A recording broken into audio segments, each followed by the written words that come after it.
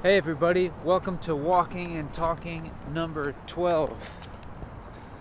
It's the show where I reveal how much of a normal guy I am by walking and talking for about 4 hours.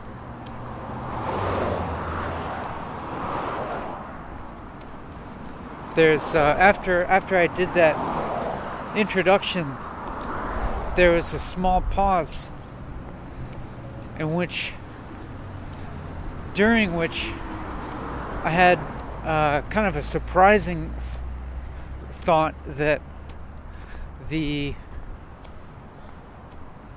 talking process did not just automatically start flowing. And then there was a moment of effort expended in order to actually start talking, and it was as if I had to acclimate to the process of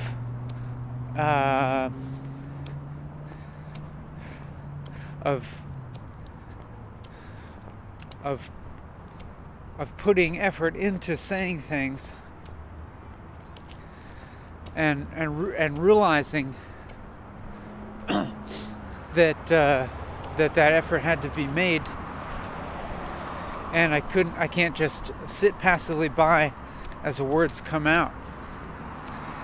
It was as if I needed to remind myself that there is in fact some kind of locus of control present here, maybe, or at least that I need to have my consciousness involved in talking, and I don't get to sit by and watch it happen, but I have to be involved in it or else it won't happen.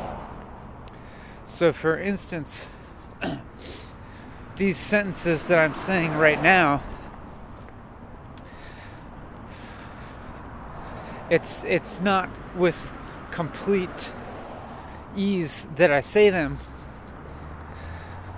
because I'm making up every one as it happens, and I have to continue making things up to say, or otherwise just a silence results. And I'm experiencing at the end of almost every sentence the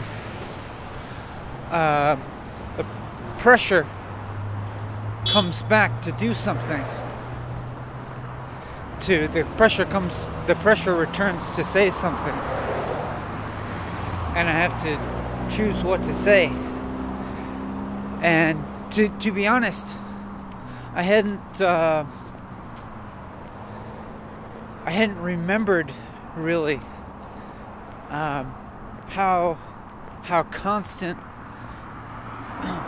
I need to be, how constantly I need to be present and focus and put some sort of mental energy into this process. It's as if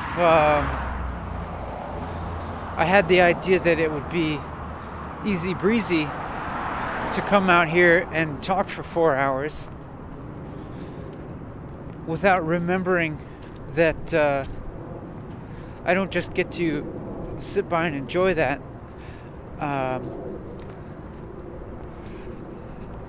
Like it doesn't just happen by itself, but yeah, there's I don't exactly get to sit by and enjoy this per se, but maybe there are times when I do get to enjoy it, or maybe I know that there have been times when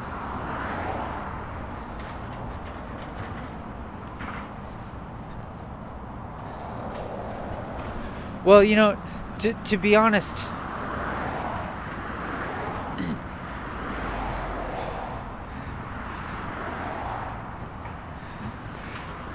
there is constant effort put in, so it's not exactly recreational.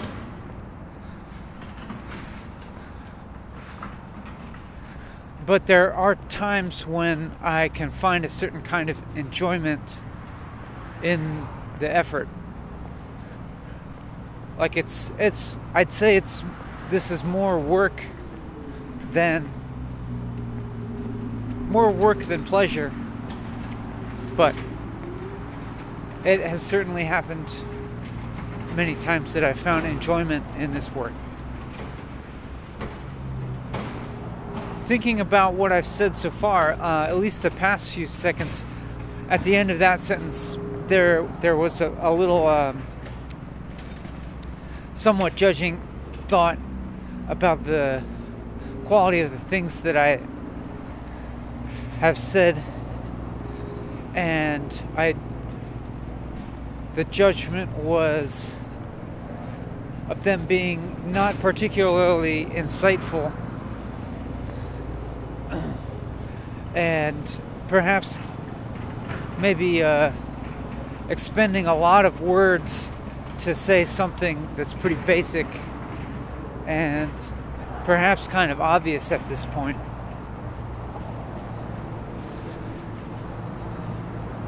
But I'm just gonna continue going here and see how things develop and change.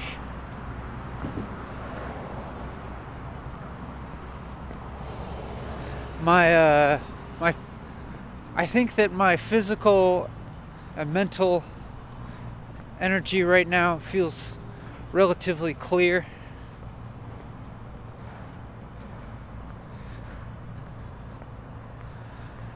Relatively neutral.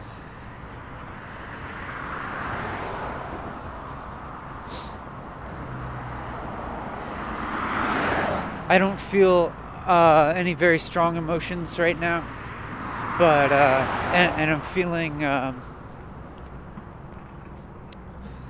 don't feel worried or concerned or particularly stressed or agitated, and that's a good sign.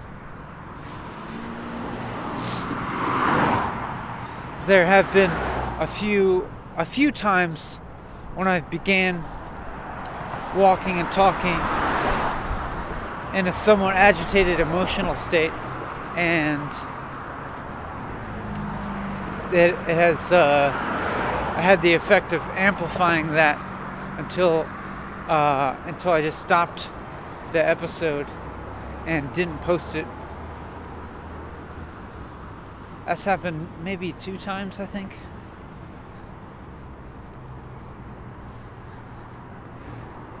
But I don't have any worry of that happening this time.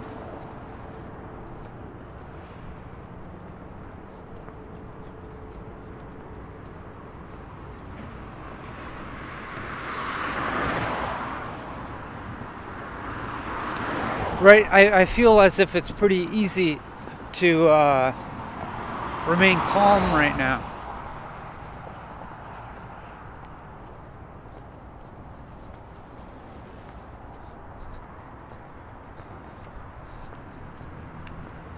I can feel a small amount of soreness in my back, which may be a result of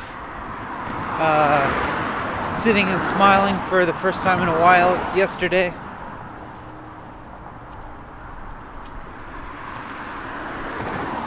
But that's not really what I'm trying to talk about here. I'm going to try and refocus my attention on what's going on now, and try and articulate what kinds of thoughts and sensations and feelings that I'm having. But at the moment, nothing in particular is really jumping out at me to express.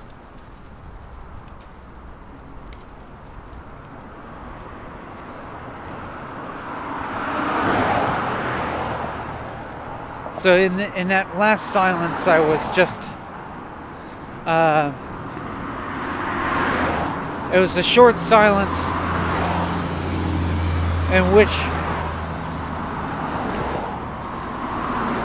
I was just kind of trying to observe more directly my present experience, and to see if anything came up that was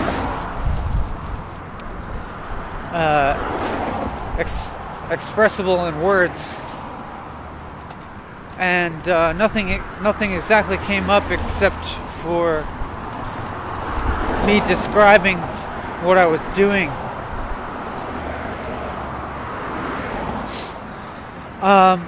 Just now, I sensed like a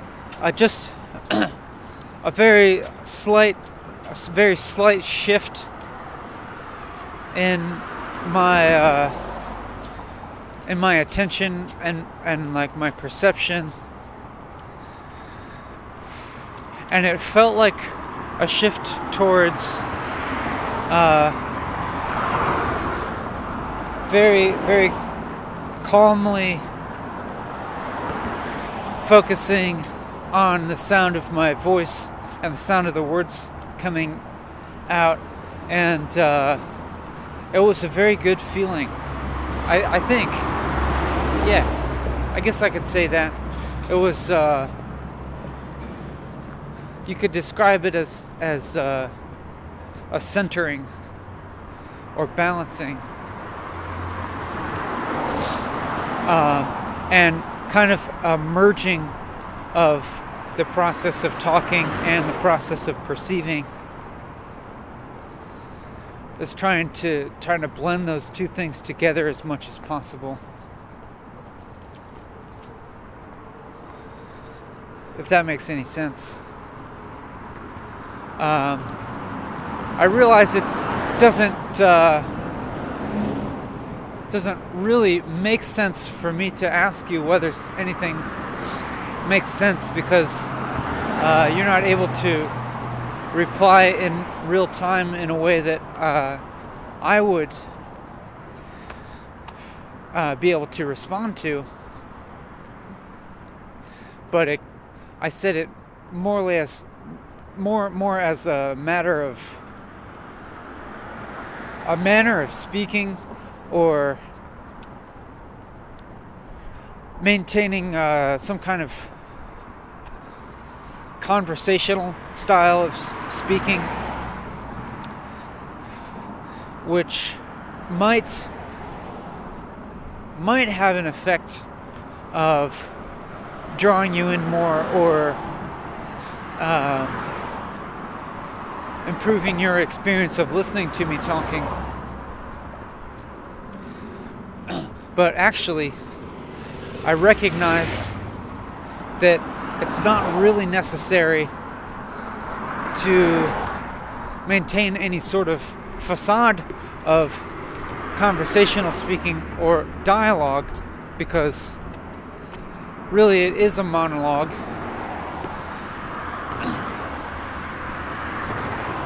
And you're here listening,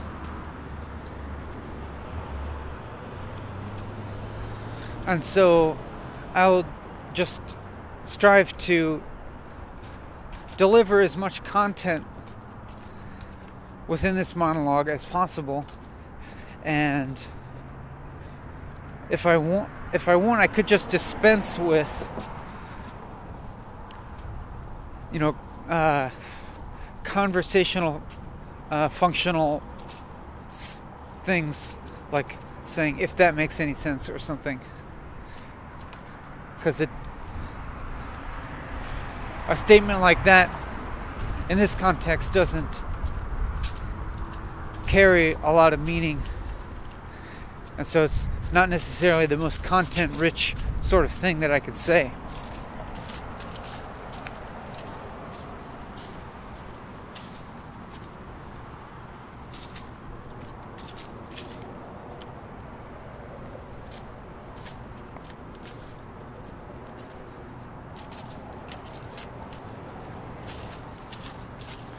there's a little bit of silence here, but I'm not worried about it.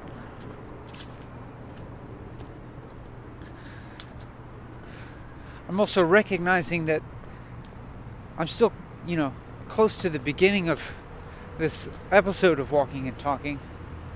And so it's perfectly fine, I think, to ease into it and to kind of ramp up my rate of speech rather than trying to force a rapid rate from the onset.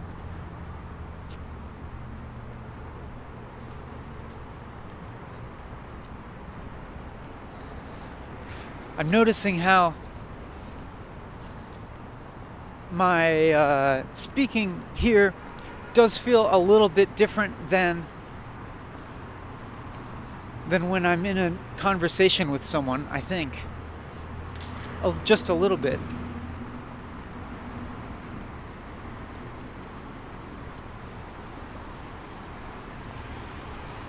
And I just noticed in some of my choice of vocabulary, maybe I'm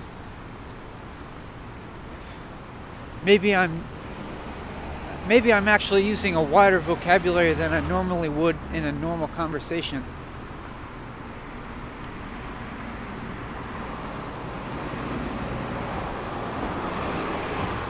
But I think that I enjoy using this wider vocabulary, but as I was saying this last sentence, there was also a part of me that felt like this isn't exactly directly getting at the type of talking that I want to be doing right now. And I'm not talking about my choice of vocabulary. I'm just talking about I'm talking about my own self-analysis about my vocabulary, and thinking that it may not lead to the kind of feeling of connection that I'm actually going for here.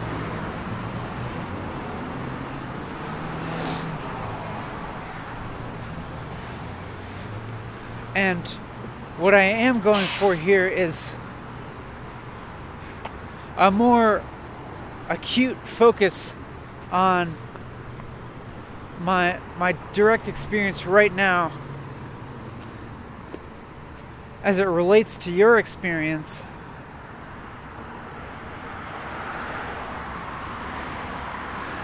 and by doing that, hopefully creating some mutual feeling of connection.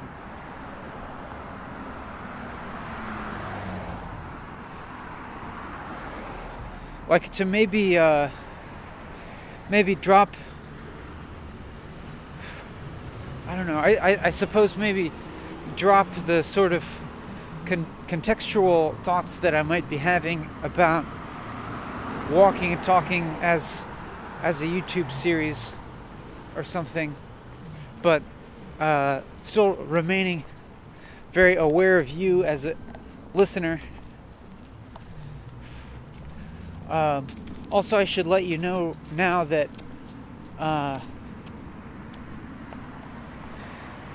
within my awareness of you as a listener, I have started to be conscious of the possibility of people that may be listening to the audio of this without watching the video, and I want to make it accessible for people who want to do that. And so if there are things happening in the visual field of this video, I'm probably going to describe them orally, so that anybody who is not watching the video, or either by choice or isn't really able to watch the video but they are listening to the audio, is not missing anything. For the, it's funny. I'm walking past the spot where I always see the reishi mushroom, and for the first time, I didn't notice it. Oh, now I'm back at it. I walked back a few steps just to check out the reishi mushroom and monitor its progress. And it looks like it's starting to dry out now, the mushroom. It might be a good time to harvest some more of it, because it's the fruiting body of that mushroom has pretty much gone through its life cycle, its reproductive cycle.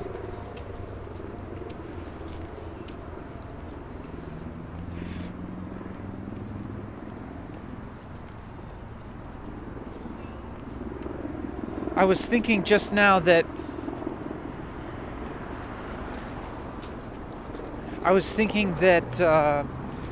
this episode of Walking and Talking, at the moment, I wasn't feeling the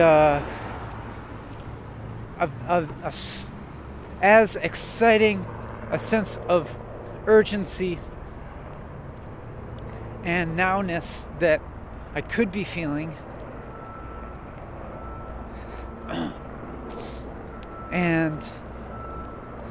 And then when I had that thought, I wondered if that thought might actually just be perpetuating the state that it describes by evaluating the present moment and evaluating my experience and evaluating my experience negatively and not accepting my experience as it is right now. But as I was saying that, I thought maybe it's possible to be both accepting of what is right now and to be moving towards a goal of something different. I think that that's possible.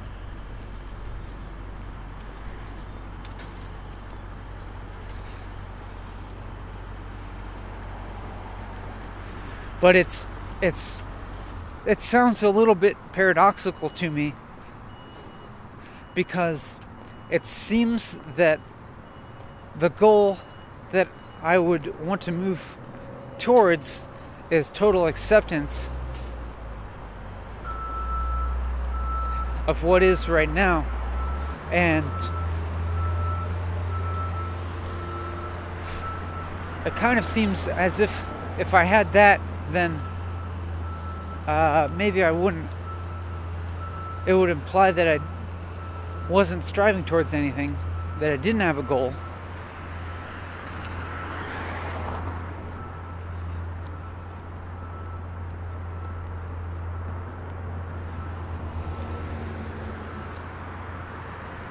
But it's as if, like, if I'm striving towards non-striving, there's some kind of problem there.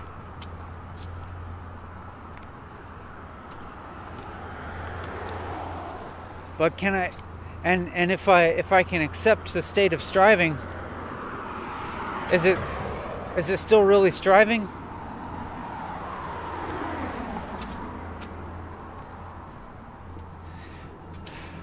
I don't know. I think maybe this is all semantics. This seems like these are all problems that arise out of using language, and that's okay. Since I've committed to talking for a long time, I've accepted that I'm going to be continuously creating problems that arise from linguistic thinking, and just existing in that problematic state for 4 hours, and I feel pretty accepting of that. And even embracing of it. Not sure if that is grammatically correct to say embracing of it, but I am embracing it.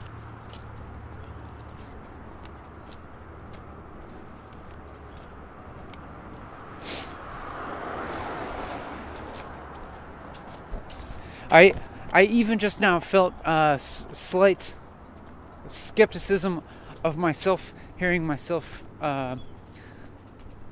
say that I'm embracing something. And I think the skepticism has to do with this word embracing, and my association with it now that I'm just realizing with perhaps self-help culture. And so it's not exactly that I have an urge to like sharply distinguish myself apart from self-help culture, but I do generally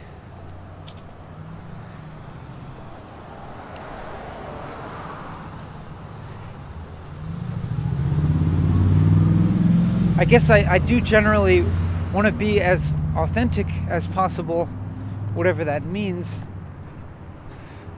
And so when I find myself using a word or phrase or idea that I then recognize as prevalent in a certain sphere, then I have to question whether I'm being authentic or whether I am repeating something that I've heard, and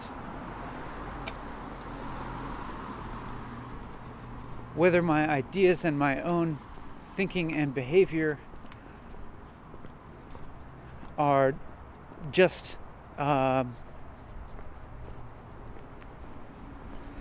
mimicking of various sources that I've encountered. But maybe it's pretty inevitable that I do mimic other things. I mean, even my use of the English language is a kind of mimicking behavior.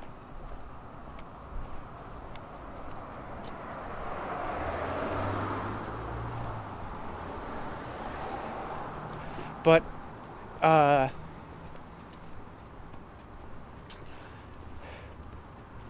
yeah, I could go as far as to say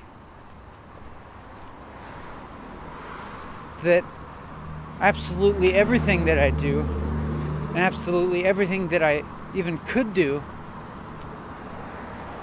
is influenced by the external world that I perceive.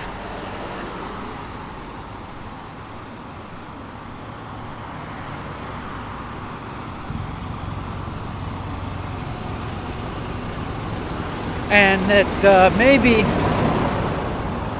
I just walked past the front of a semi-truck that was idling.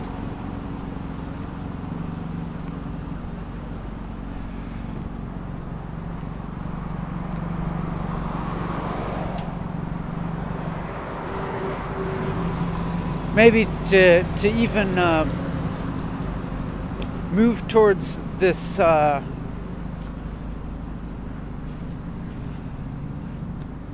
authenticity or originality, is maybe that whole thing is vain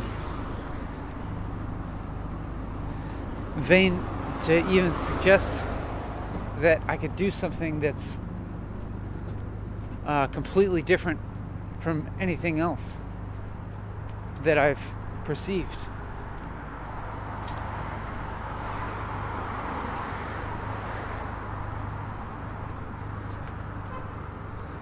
But at the same time, I recognize how there's value in doing things in a different way than have been done, at least to some extent. There's value in creating a difference and not repeating work.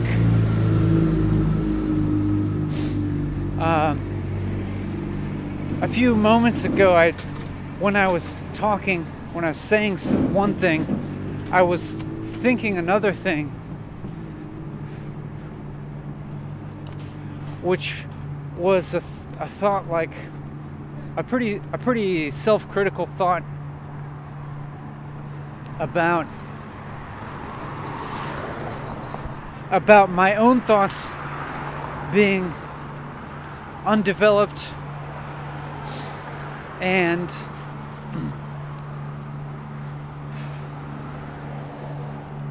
actually not having researched other people's thought enough in order to make sure that I am not repeating thoughts that other people have already thought. And I had the thought that maybe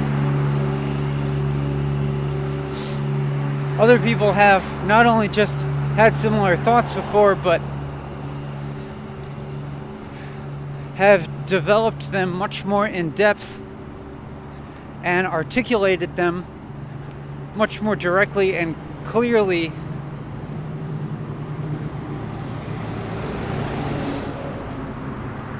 And it does seem likely. It seems like there's a good chance that everything I say has been said or written by somebody else in a more elucidating way.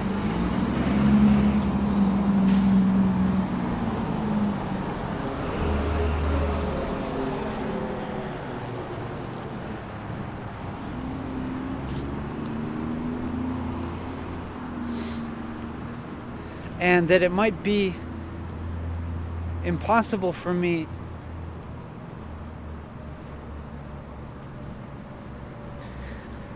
to come up with a clear and organized and original thought within this framework of walking and talking. Because I'm not editing what I say. I'm not comparing what I say to what other people have said.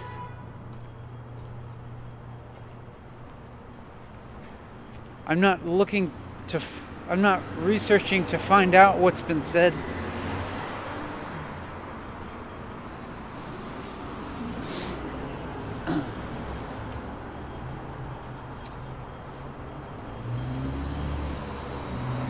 Just now, I had an association with these thoughts. I had a slight sinking feeling about what I'm doing as being irrelevant.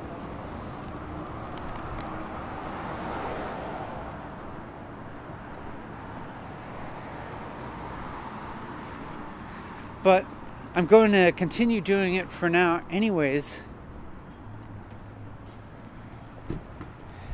At the very least, to the end of this 4-hour episode. Because in my experience in the past, I know that I've felt similar feelings of doubt, and they have generally given way to a different experience.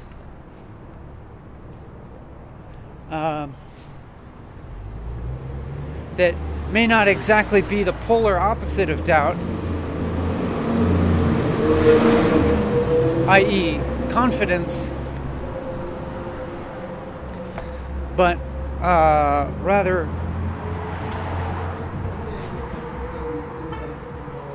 like behaving in a whole different system of valuation that is not always immediately accessible to me.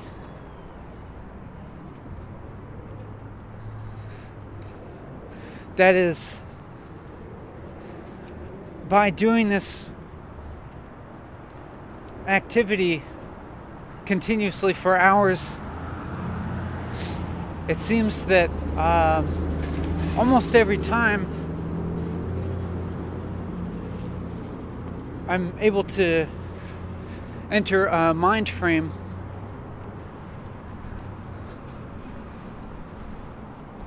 in which I don't have concerns about originality of thought.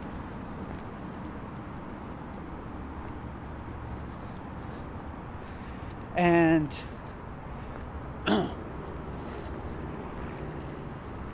it's not because I suddenly start saying a lot of original things. It's just that something else valuable reveals itself other than originality. It seems, and maybe when that happens in itself, there is something original, some kind of original quality. There's a turtle.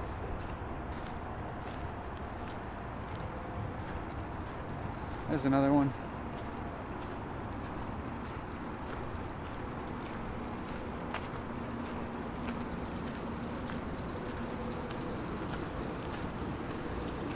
If the specific content isn't original,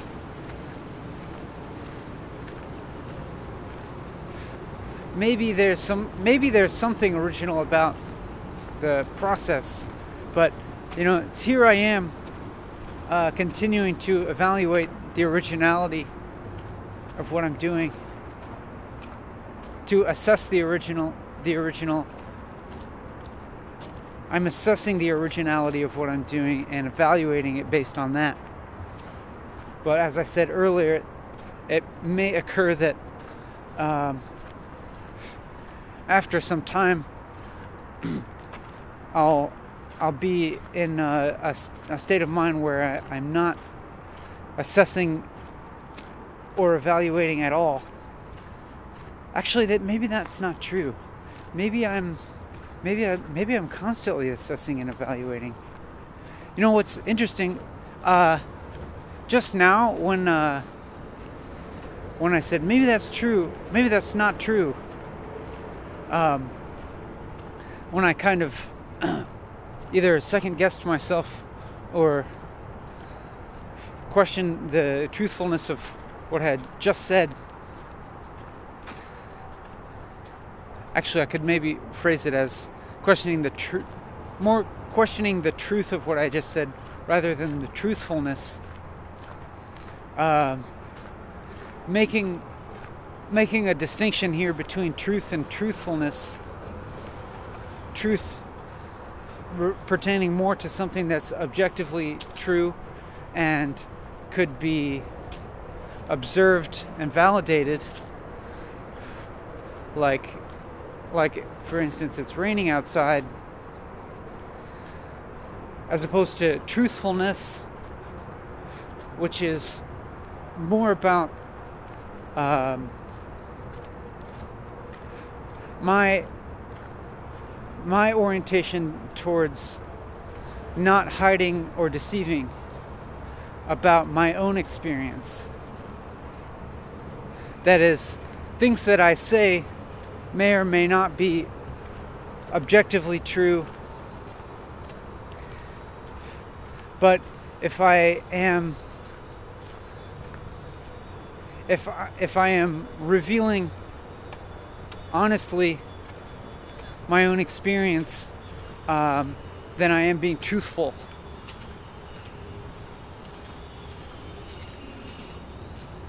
That is, I'm not intentionally deceiving or hiding anything.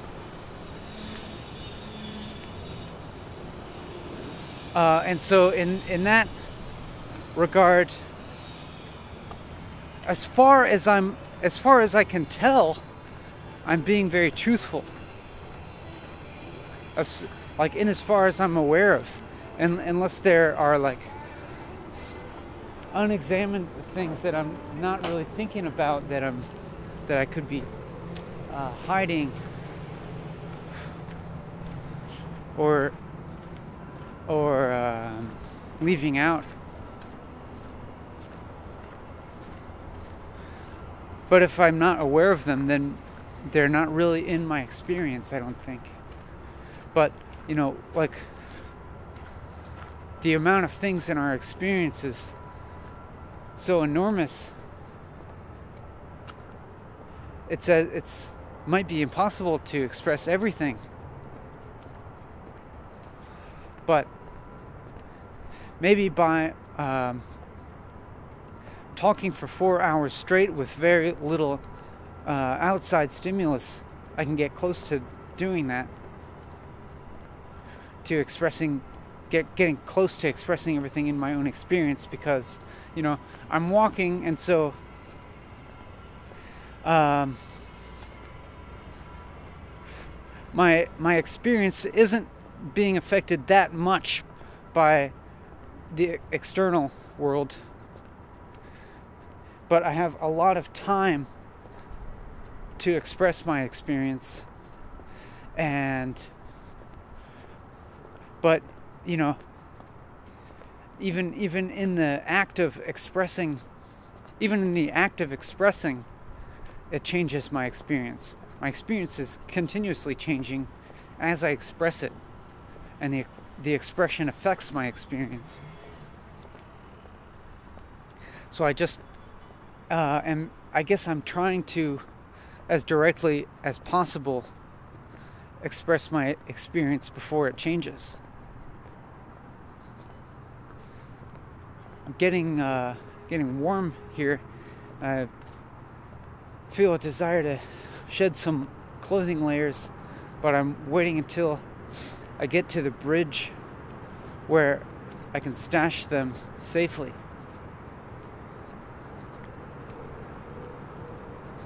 There was a thought that I have kind of been storing for maybe the past minute or 2 minutes or something, that I started to express, but then kind of took a slight took a slightly different track for a couple minutes, and I'm trying to remember exactly what it was.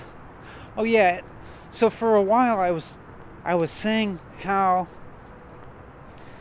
I was still in a mode of assessing the originality of my actions and evaluating them based on that, and suggesting that it might be the case that I come out of a state of assessing and evaluating and more act from a mind frame that's less judging,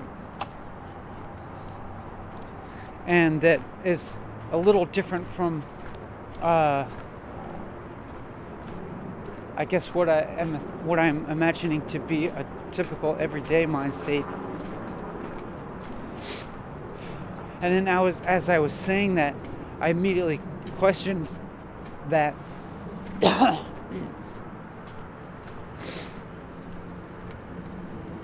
and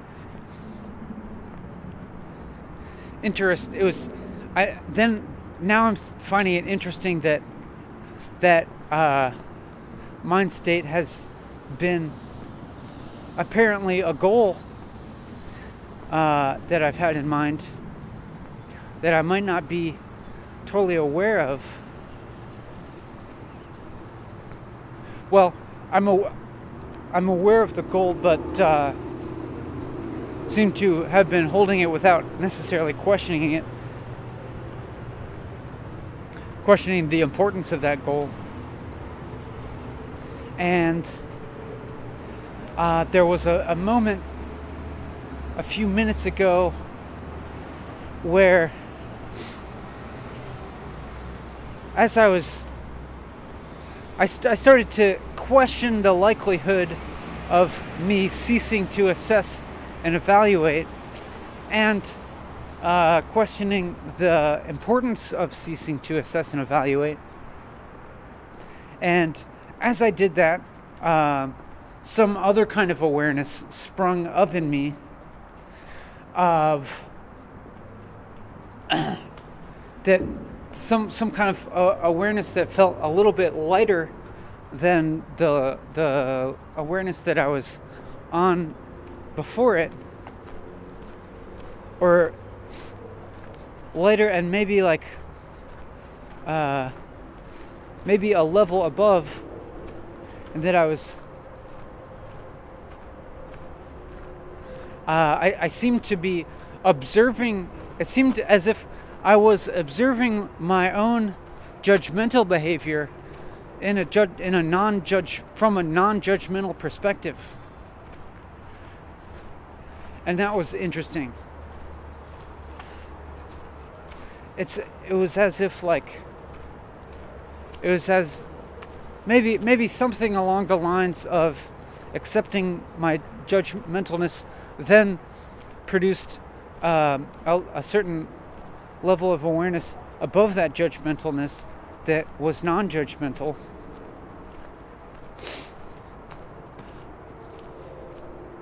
But you can hear in my language now, and in my use of the word above, framing this level of awareness as being above the other, that it could be said that even in that there exists a judgment of one being higher than the other, because these things don't actually exist in any physical space. They're purely conceptual, and to say like one of them being higher, well, I guess one of them being higher like implies just that it encompasses the other one, and it encompasses more. And I would say that that's true to my experience. And I'd say that there is maybe more of some kind of feeling of lightness in my experience right now than when I started off today.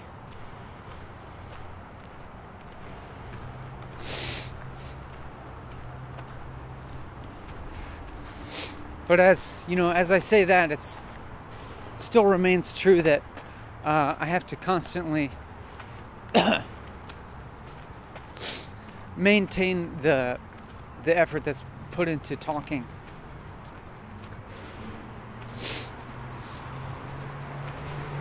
Or else I'll just stop talking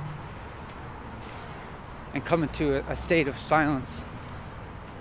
But it seems as if for the past several minutes I have been talking fairly continuously, and my perception of that talking is that some thoughts have arisen that have been fairly coherent and had a decent amount of continuity.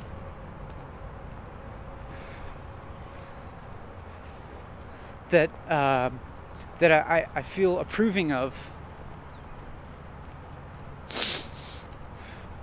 And so it's as if perhaps if I think of that as being successful, then maybe I could reward myself by allowing for a few short silences before continuing to exert effort into forming the next thoughts.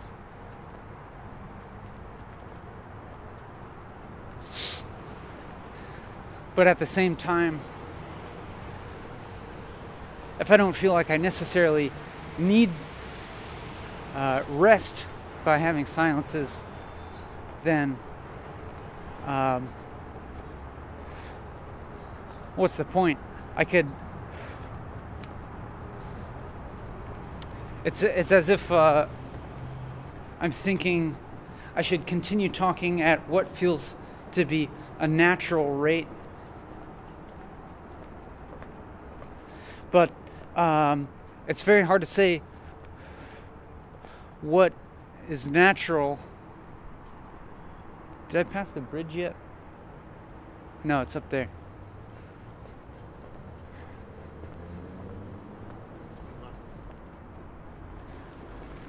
It's hard to say what's natural and how much effort I should be expending.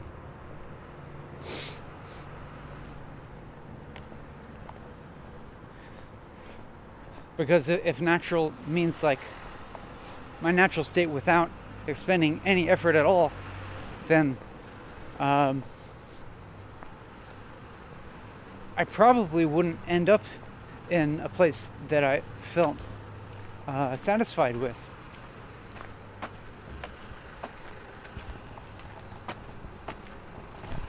And then, if I am in a place where I don't feel satisfied, then that would be kind of an unnatural state, and it would be naturally for me to have a desire to exert effort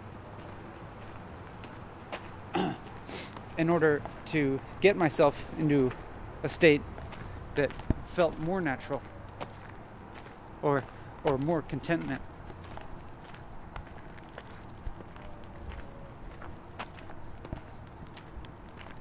So it's like, I guess there's equilibrium, and there will always be some effort involved, I think,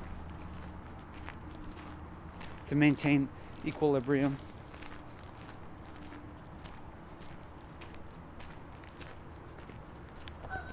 But then, if there's equilibrium, then it implies that there's also disequilibrium, and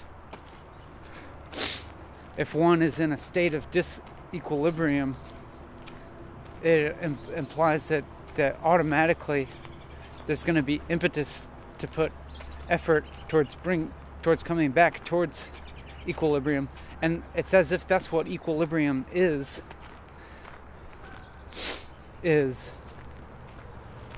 when equilibrium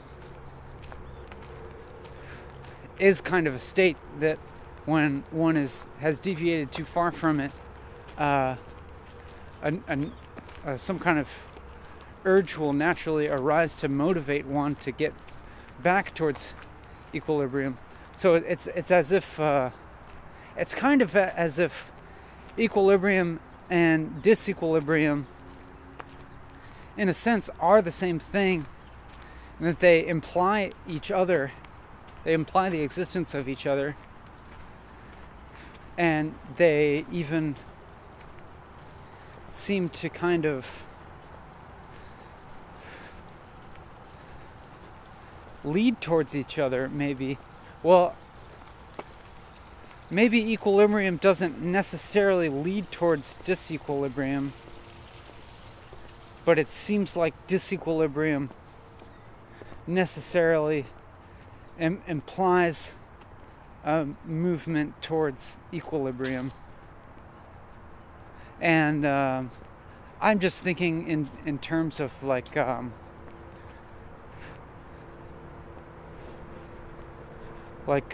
physical and mental health and well-being.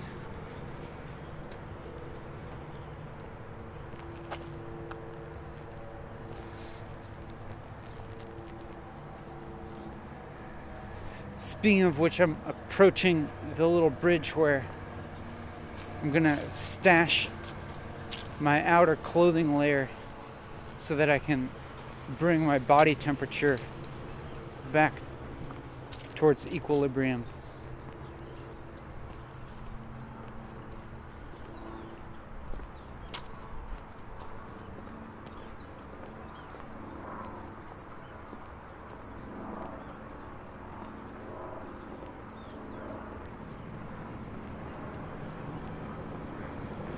Like equilibrium, to stay in it requires an awareness of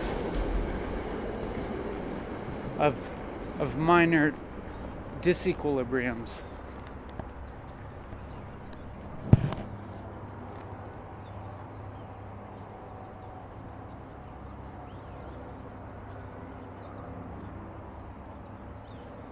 I've taken off one layer of clothing.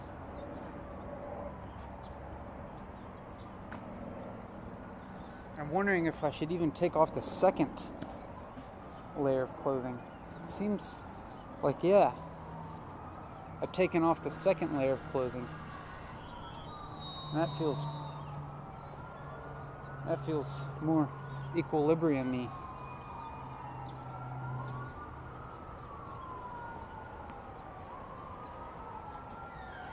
More equilibrious.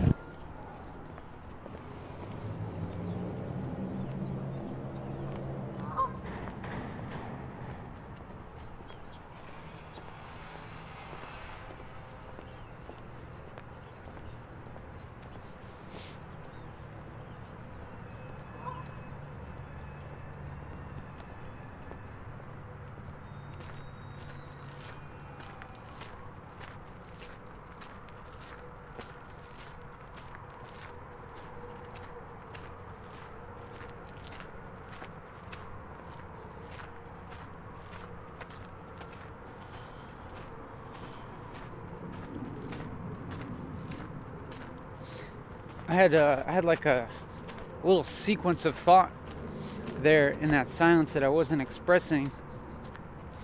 I'm not gonna go back and re-express it because it was I think completely irrelevant to our interaction here.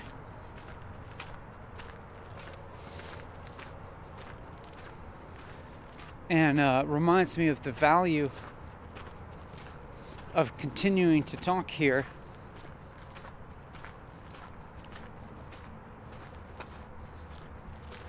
Because it's in a way, it's a certain kind of constraint. A constraint towards remaining present with you. And constrains me towards remaining present with my experience now, rather than drifting too far off into abstract thought, abstractions about other imagined experiences of my own or other people's, whether they be in the past, present, or future. You know, like imagining my own, remembering past experiences and kind of reimagining them, or like not quite reliving them, but you know, maybe making speculations based on them, or imagining other people's experiences that are not yours or mine.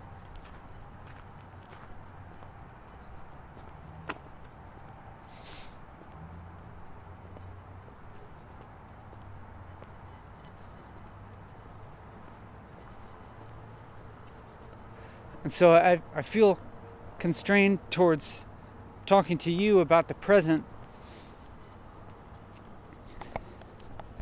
But I rest assured that I completely value that constraint,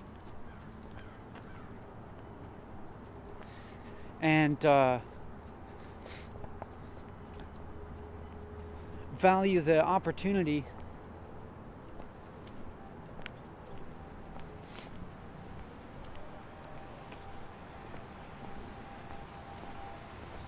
to have this kind of unusual framework in which to develop a sort of connection that may be unusual.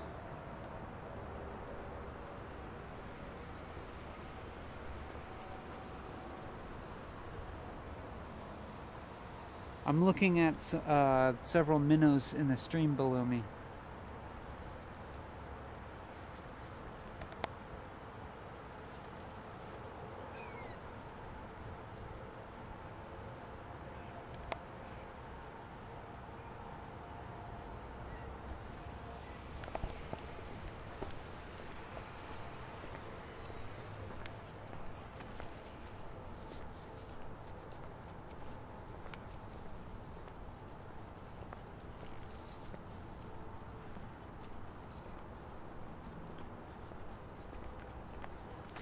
I think I can feel a very slight pressure in my head, kind of just enough to remind me that it's there.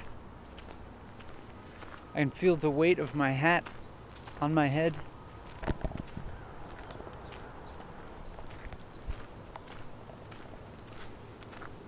I can feel a mild soreness in my lower back.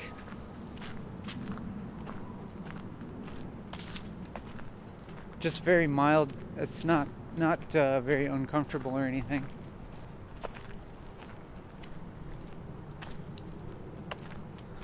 I've noticed a couple times in the past few moments the furrowing of my brow, and when I noticed that, I unfurrowed it, as is my wont. As I'm wont to do. Actually, you know, am I wont to do something? You know, W-O-N-T. If it's more of a conscious action than an unconscious action, maybe it's actually that I want to furrow my brow. Maybe my W-O-N-T is to furrow my brow. And then when I notice that, I consciously unfurrow it.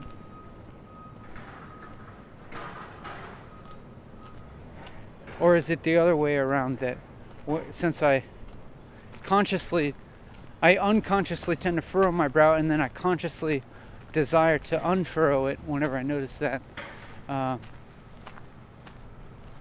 Which one is my want? My unconscious tendency, or my conscious behavior? I'm leaning towards the unconscious one. That's what I think a want is more like.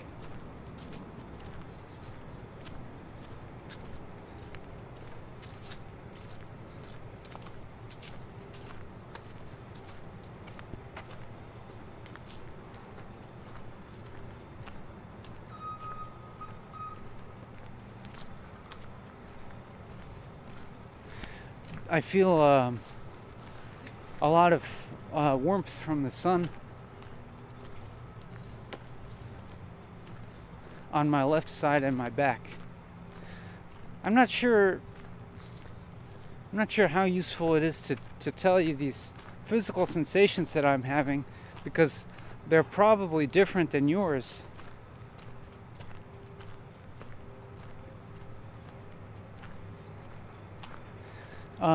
I feel heat.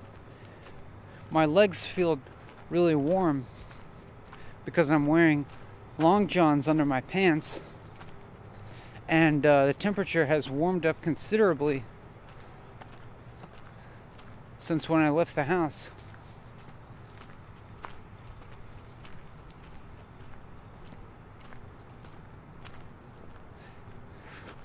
But this isn't the most important thing to tell you, because it's the part of my experience that I don't think you can really experience. But there are aspects of my experience that I think, through describing verbally, it's possible that we might be able to both experience them together or have a similar experience. And those aspects of my experience are, I suppose, more like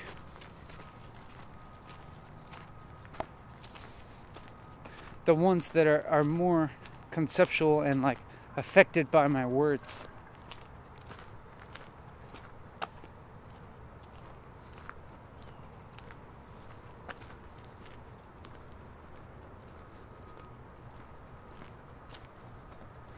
Like in the gap that I had just now,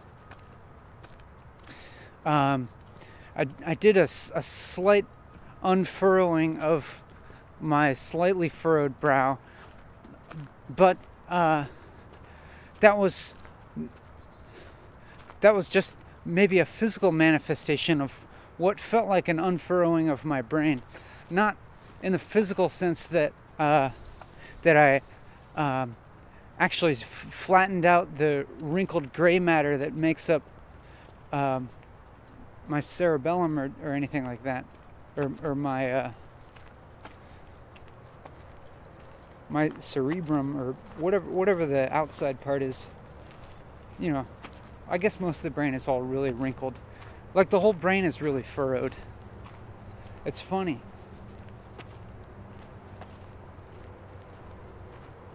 But you know, it was a mental feeling of, like, the physical feeling of unfurrowing my brow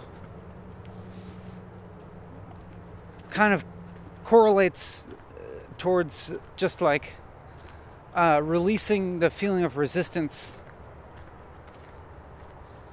in my emotions and my thinking,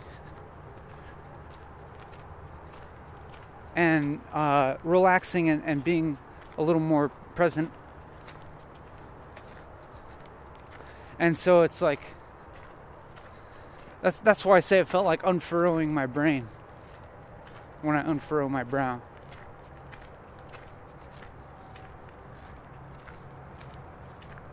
Like as if my mind gets furrowed. You know, I have to accept that my gray matter will always be furrowed,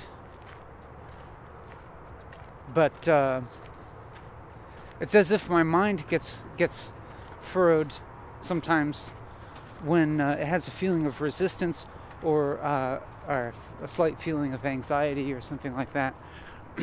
And so it seems nice to be able to recognize that when it's happening, and just and relax it, and it feels like it's something that was wrinkled up got smooth.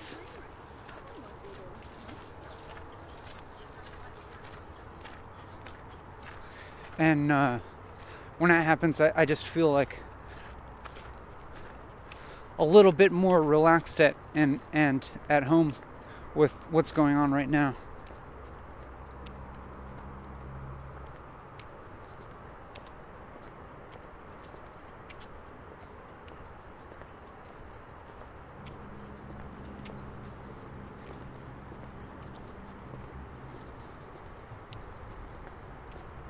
Just now, I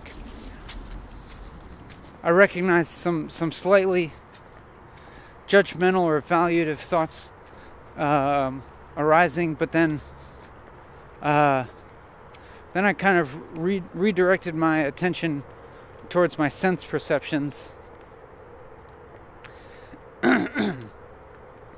and the things that I perceive in my sense perceptions, I can't exactly express them very accurately through my words. You know, I can just kind of make a very rough conceptual map, and you know, I can and tell and represent to you what it was that I sensed, what I perceived. For instance, I could say that I noticed the sound of the stream, the rushing water in the stream, but doesn't seem that important to do that, especially with sounds here. You can pretty much hear most of the sounds that I'm hearing because there's this stereo microphone here.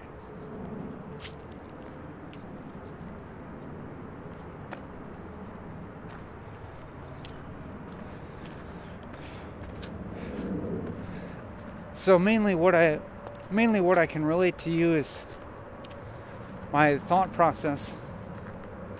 I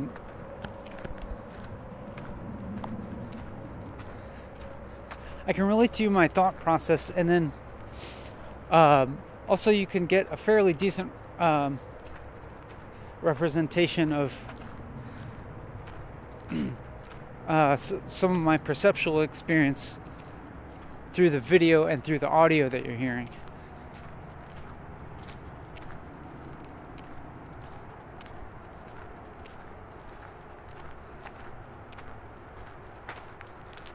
I thought just now that I'm having a slight experience of tiredness, which I noticed in kind of my limbs feeling a little heavy, my head feeling a little heavy or something like that. Maybe noticing the soreness in my back or something like that. But as of now, and as of when I said that, I didn't feel really like judgmental or reactive to that feeling, because it's not very intense.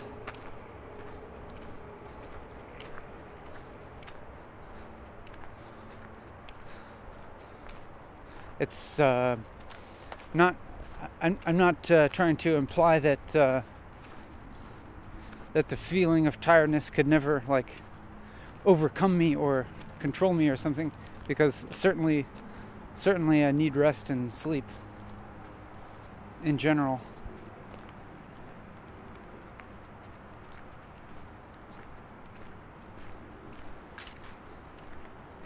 I'm approaching the dam that I normally walk out on.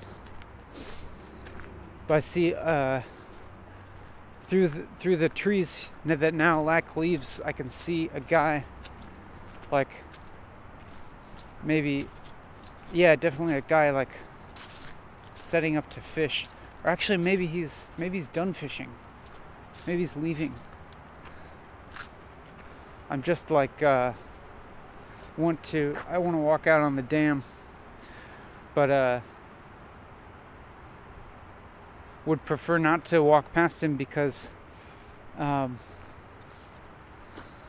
feel committed to remaining present with this, making this video recording. Maybe it looks actually like he might be leaving, so I might just like walk a little bit further and then come back after he leaves. Or I could actually just like, walk out on the dam on the way back.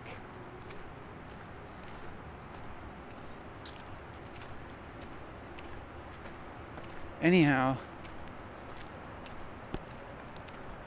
it's funny that I say anyhow. It implies that it's time to return to the important train of thought. But I don't exactly know what that is.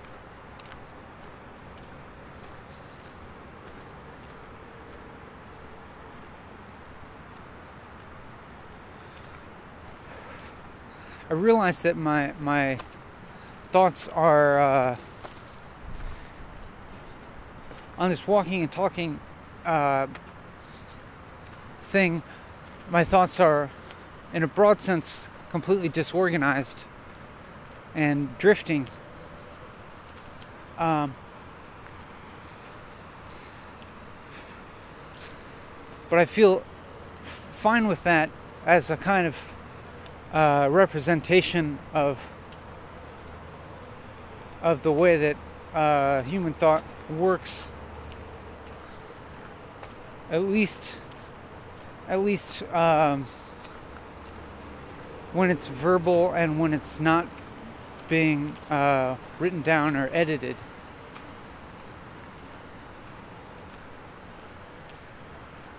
And at least in the micro sense, my thoughts are not totally disorganized, I don't think.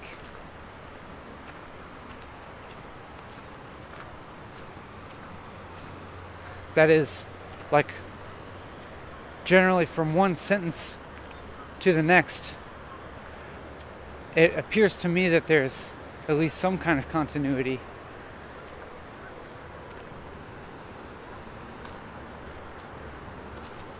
There's the geese, sitting right at the top of the water, up the dam.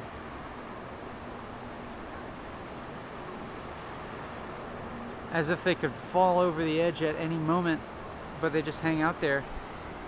And I had no idea why they would choose that spot. Maybe just for fun. Maybe just for thrills. There's one of them getting real close to the edge, and it looks over and then it turns around. I don't know, maybe they can catch fish or something there.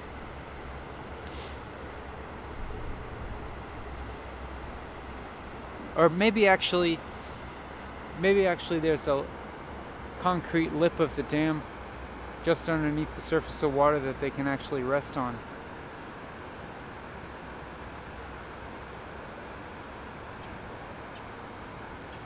Not all of them are resting on it.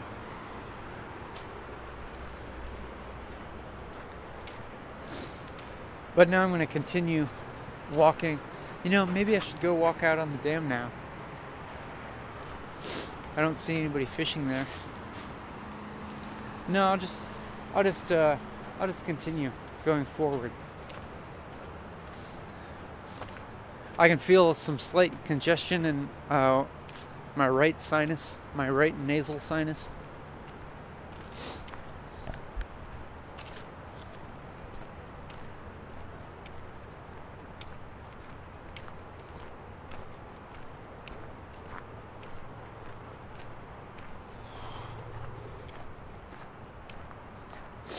Maybe this doesn't have that much continuity.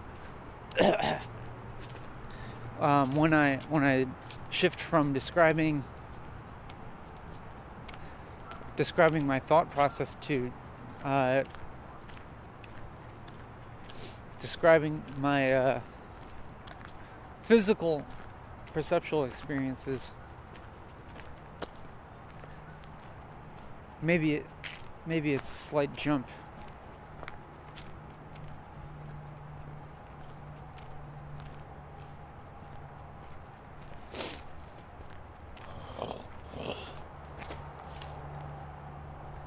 It's as if the only continuity,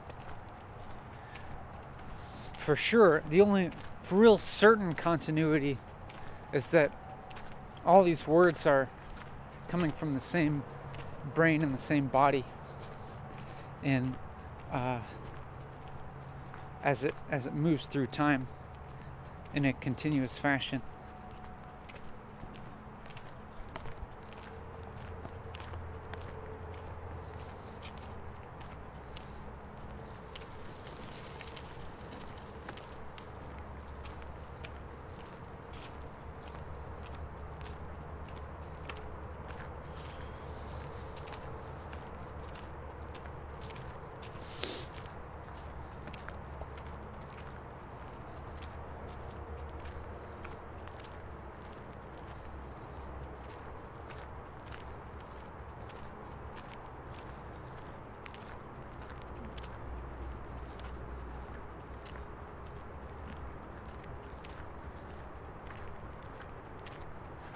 again, I had another, while I was being silent there, a train of thought, and I noticed how very quickly my train of thought veered very far away from the present. Like one connection went over to another, one thought connected to another thought, connected to another thought, and I ended up thinking about something like very remote, from a long time, relating to something that happened like a really long time ago and wasn't even something that seems particularly significant in my life. That's like some minor experience from a really long time ago that I haven't thought about in a long time.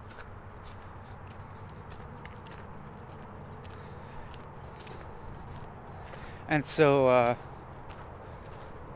by continuing to talk here, I'm kind of necessarily reining my thoughts back into something that from my perspective has a little bit more coherence.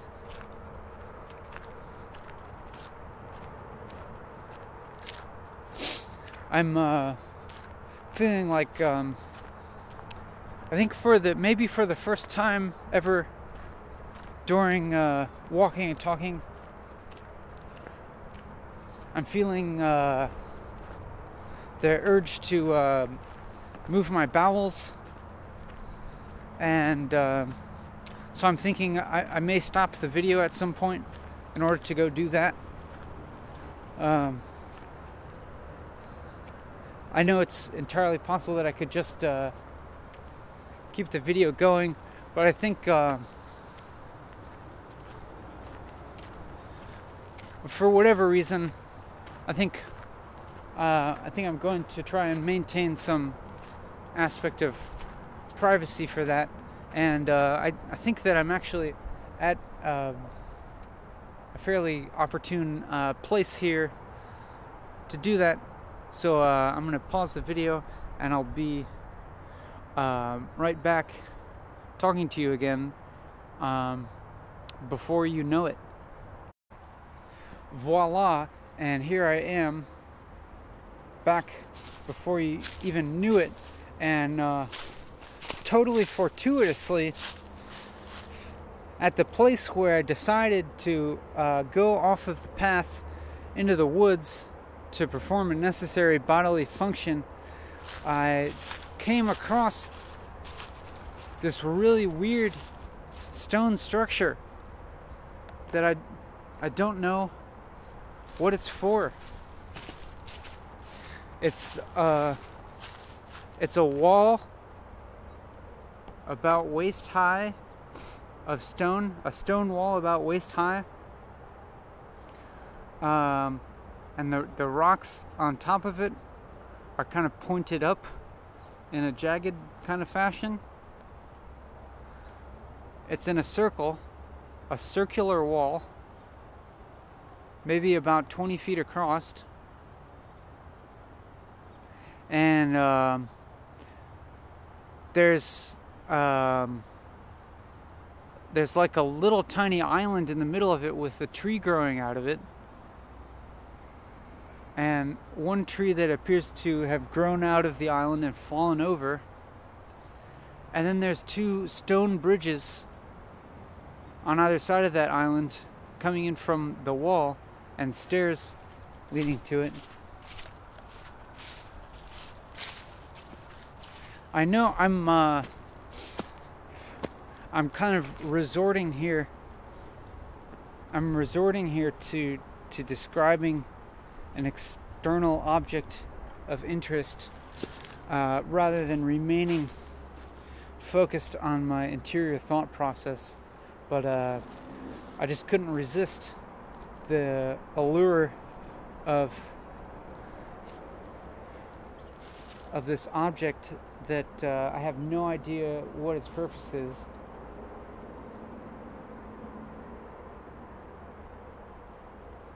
It's like it's a moat around a tiny island.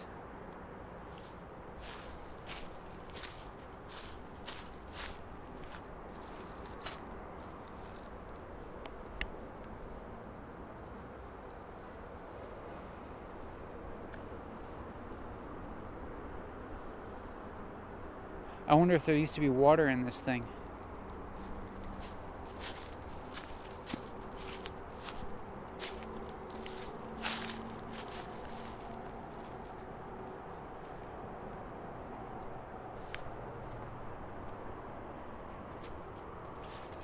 And I'm walking on the dead tree that seems to have grown in the middle of the island and fallen over.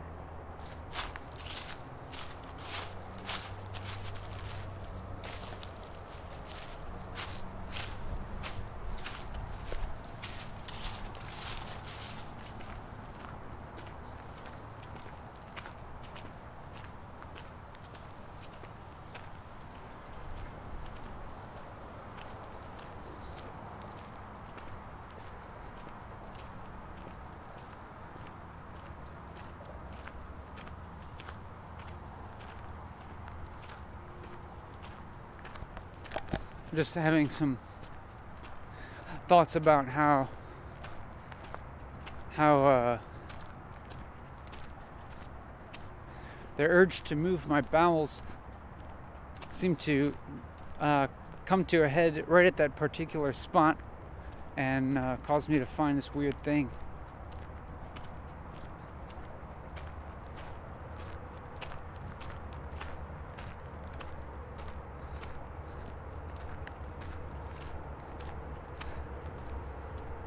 But I'm not attaching very much significance to it because it's not as if finding that thing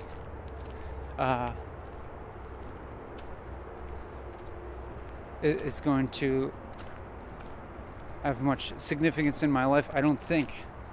I doubt it. I'm just going to... I just now noticed myself. I noticed my mind feeling furrowed about what I was saying, feeling unsatisfied about the quality of what I was saying. And so I'm just unfurrowing my mind now and feel as if I'm speaking in a slightly more relaxed manner now. I think I'm projecting pretty well, projecting my voice and not feeling too inhibited about talking.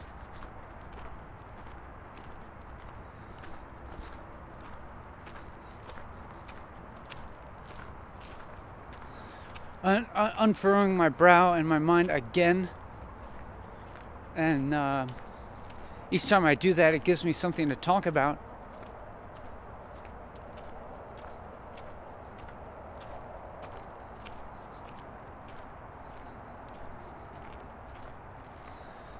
And now kind of like putting in some kind of effort to direct my attention back towards, I guess, maybe just more acutely towards the sound of myself talking. I don't know. As I said that, I felt a just minor sense of concern about your experience, and as if wondering how what I just said has any relevance to your experience.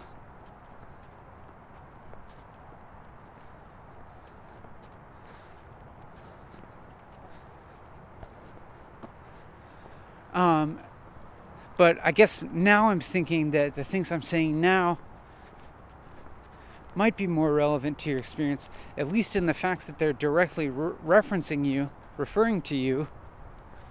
And so but then I wonder, like,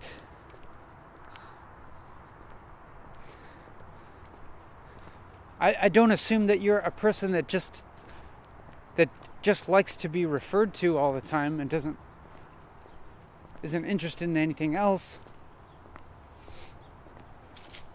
So I'm not going to try and just like continuously refer to you to make you feel special or something like that. I don't know, but maybe if you do feel special because of it, then I'm glad.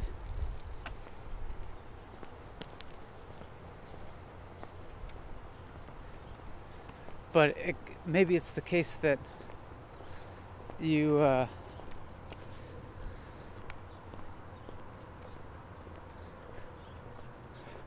you would like some slightly more meaty content to chew on.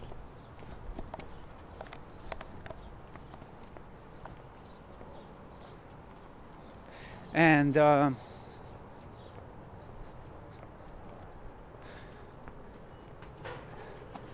at this moment, I'm entirely unsure of what type of content I'm able to provide, or what type of content I'm interested in providing,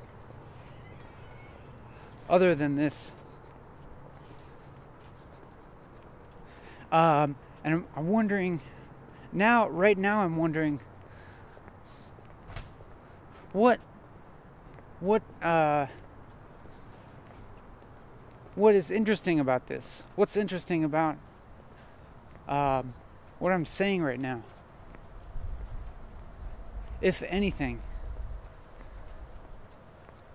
I kind of had the thought, I sort of had a thought, I wouldn't be that interested in listening to this. I mean, of course, I myself am not really interested in listening to the things that I have said, because I was already there for the saying of them.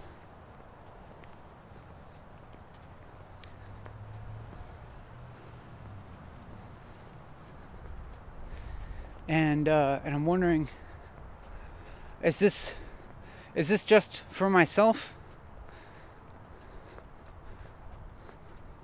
Or could this be of any kind of interest or benefit to other people, to viewers and listeners? I'm not totally sure.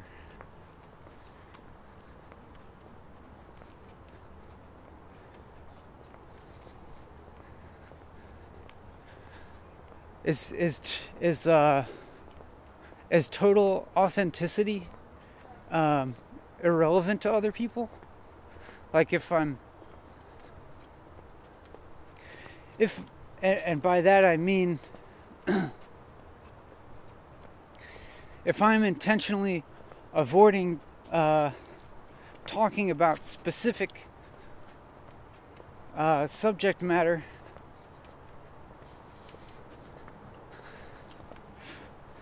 in order to stay in as close content as possible to my own subjective experience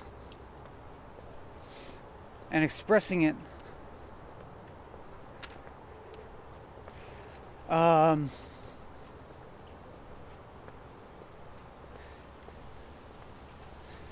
is that of any relevance to other people? Will it just be will it just be boring to listen to? Well, I think that there's a very high likelihood of this being a boring thing to listen to.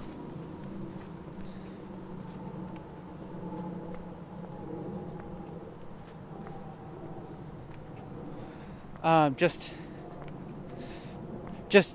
just make that judgment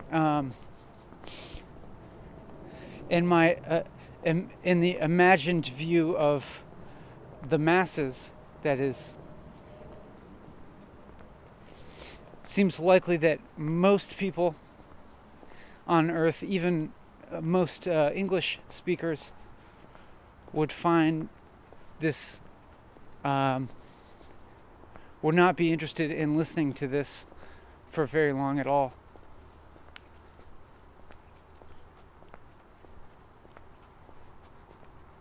But I wonder if it's a good idea to. I wonder if it is a good idea to make decisions about what I do and what I say based on what most people would be interested in hearing and seeing. And I think I have generally not done that.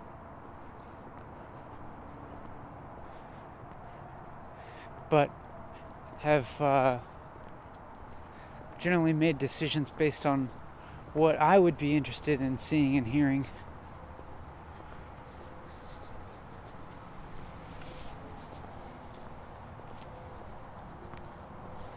And supposed that if I encounter some other people that are also interested in seeing and hearing those things, then we'll maybe have a feeling of connection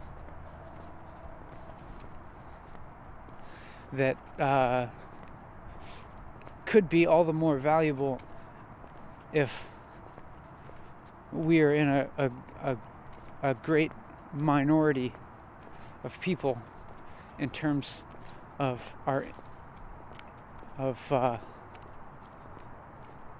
preferences for what we see and hear.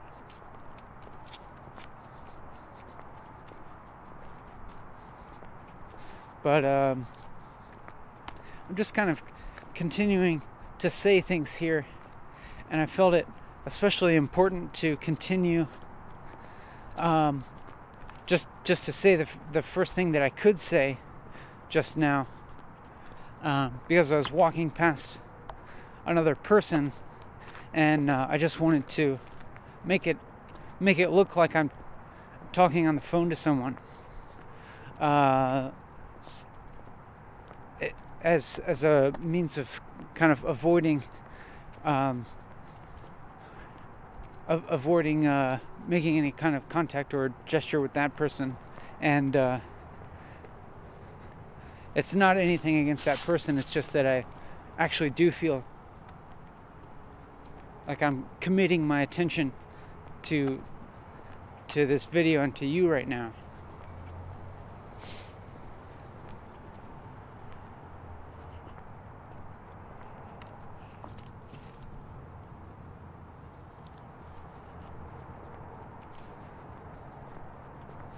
Yeah, I'm kind of continuing to think right now that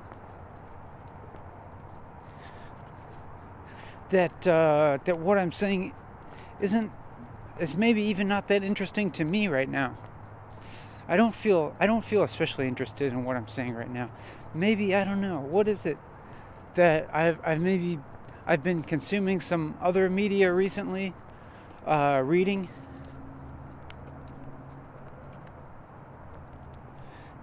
And maybe I actually feel interested in what some authors are writing, have written, and if I compare the types of things that I say with the types of things that I'm reading them, right?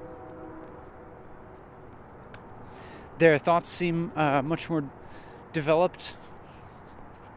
Of course, it's a totally different format in which, when you're writing and editing, you have that possibility.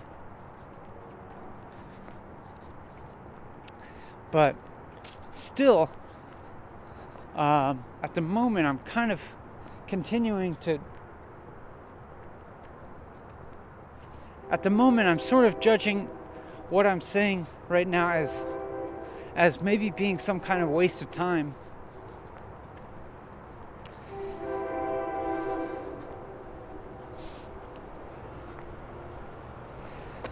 And I'm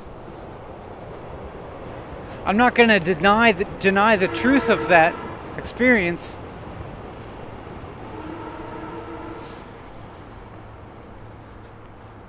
And it's not only that it's not just that it feels like a waste of time for me, but have this fear that I could be contributing to you wasting your time.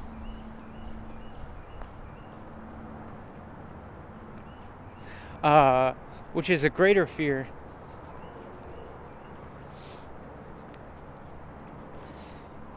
But with that fear acknowledged, I'm going to continue talking here.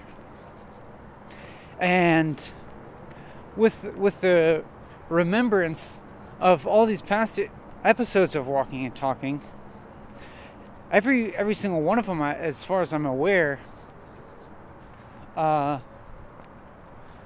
where I've had the doubts, but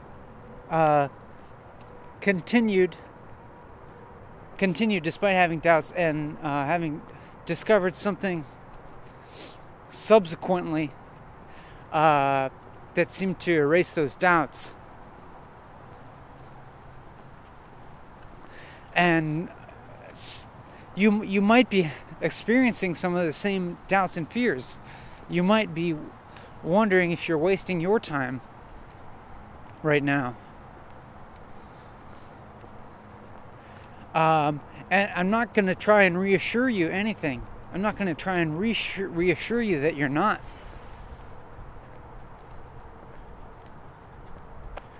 Because I don't honestly know if this is a waste of time or if it's valuable.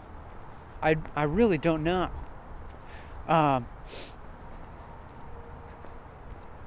But, with my remembrance of what has happened on previous episodes of Walking and Talking, with my experience, I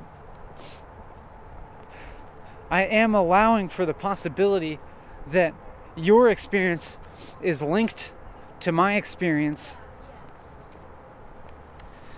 via the words that I'm saying, and you're listening to the words and comprehending them and incorporating them into your kind of flow of experience. And so I feel just enough, I feel enough confidence to continue talking.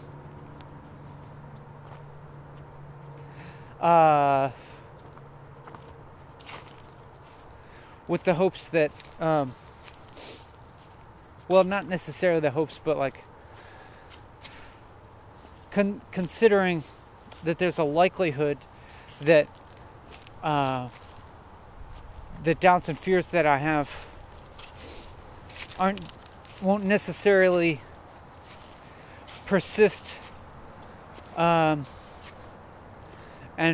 nor be like confirmed in the course of this video. Like,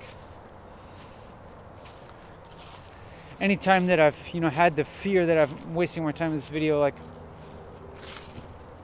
it wasn't that I like got to the end of the 4 hours and then discovered, yeah, that was a total waste of time. Usually, at the end of it, I feel that it was worth it. And so I'm allowing for the possibility for that to be my experience, and also for it to be your experience. I'm walking up a hill now and feeling more strongly the feeling of tiredness, of my body feeling a little bit heavy and me breathing harder.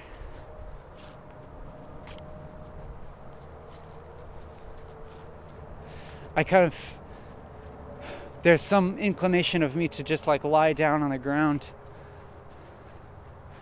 But I don't think I'm going to do that yet. At least.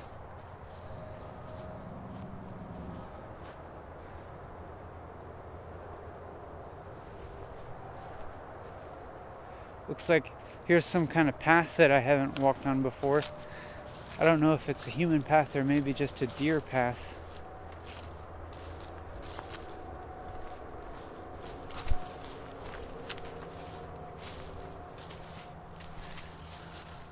But maybe the increased external stimulation of walking on a novel path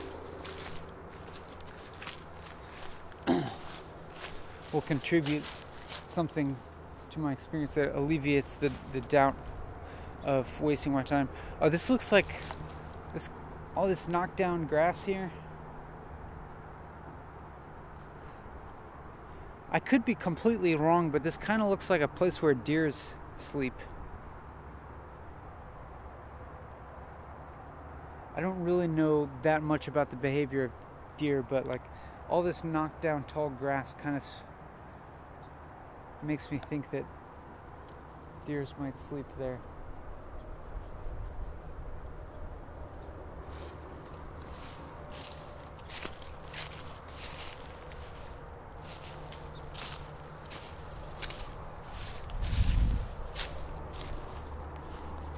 I guess actually there's kind of a wide area of it.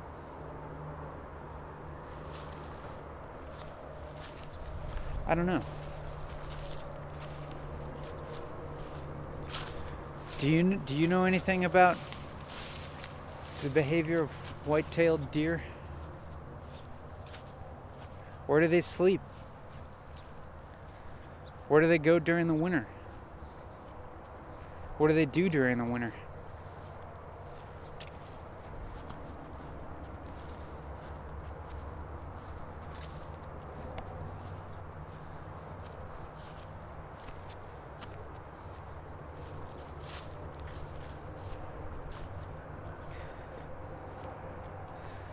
I'm feeling a lot of warmth from the sun, and a slight amount of, maybe a mild amount of mental fatigue.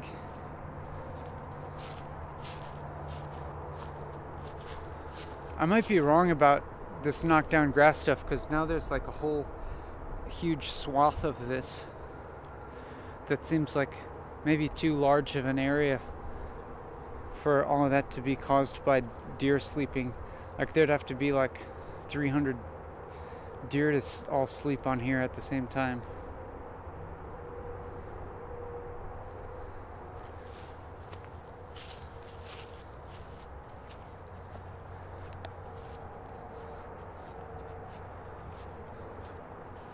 But I'll tell you one thing,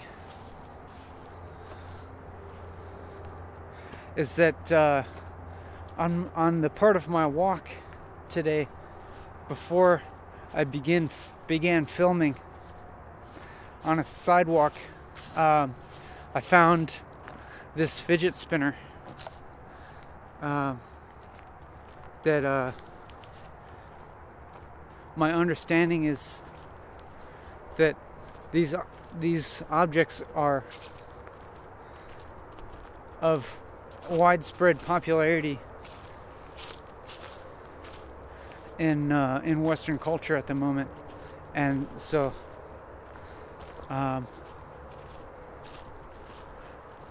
nothing. I don't know. That doesn't. So here I am. There's a fidget spinner. I'm looking at it through the screen of the camera, and it looks like it's reversing direction, but I think it's actually just the speed of the rotation goes in and out of phase with the frame rate of the camera, and that causes it to appear to change speeds and then change direction, when in fact, well, it is changing speed, but it doesn't change direction. I feel dissatisfied with this line of inquiry.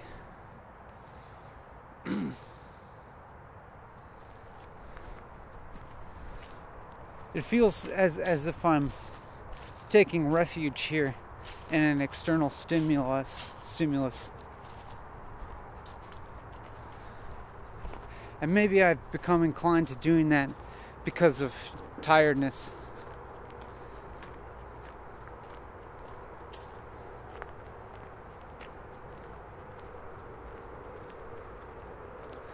I don't really know how long I've been going, because since the video already has 2 parts now, because when I stopped the video in order to move my bowels, it resets clock, so I don't know how long I've been filming overall. But I have the feeling that I still have quite a ways to go. And I'm getting to that point where I'm feeling like, at least at the moment, it's as if I'm looking forward to the end. And now as I say that, I feel a little bit guilty or something for feeling that way this early on. But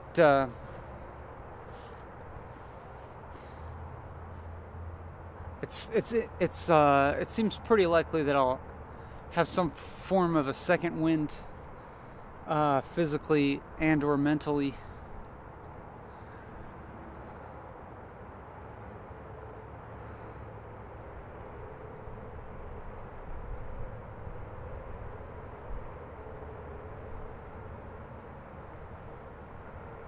In this silence just now, I had a kind of doubt about walking and talking that in which I'm not sure how much longer I want to continue making episodes of this.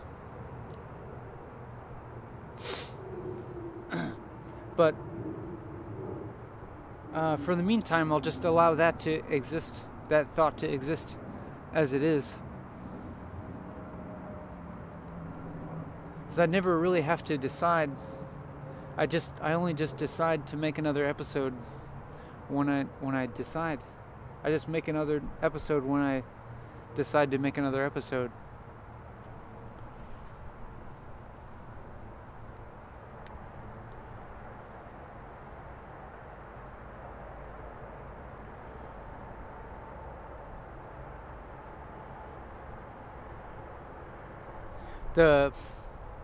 And there a certain, in the last pause between of speaking,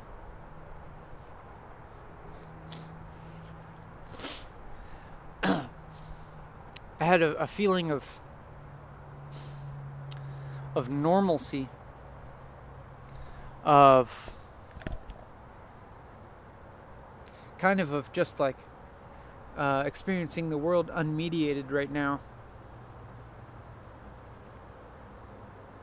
As in, I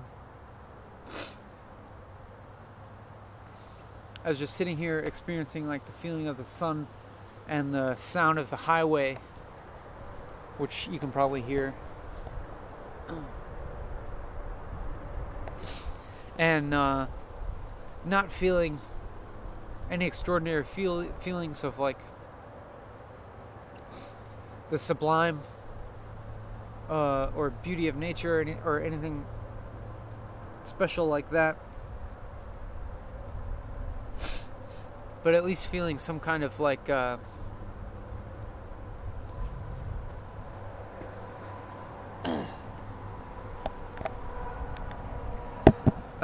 don't know, just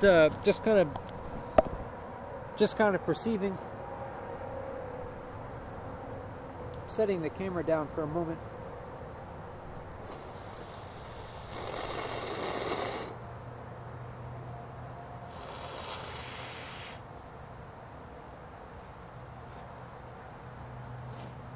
To blow my nose because I'm feeling this congestion, this feeling of congestion that's like not just in my nose but a little deeper in my sinuses, and seeing if I can get rid of that.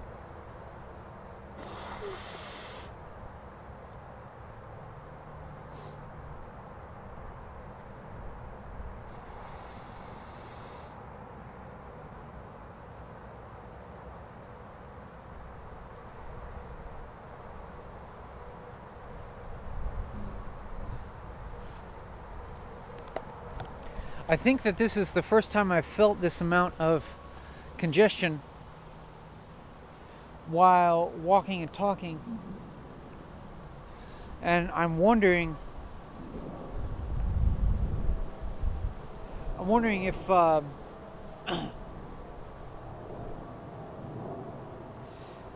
has something to do with the fact that I've done a number of these episodes now, but then I also had a bit of a gap between the last episode and this episode, in which my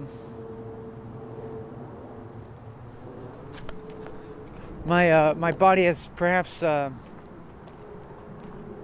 become, my body and mind have perhaps become accustomed to not doing them, you know, used to different modes of spending time. But then also, maybe also has been, in some respect, gotten accustomed to doing this in a way that that making this video perhaps isn't stimulating my glands in a way that would prevent nasal congestion. For instance, I think that the feeling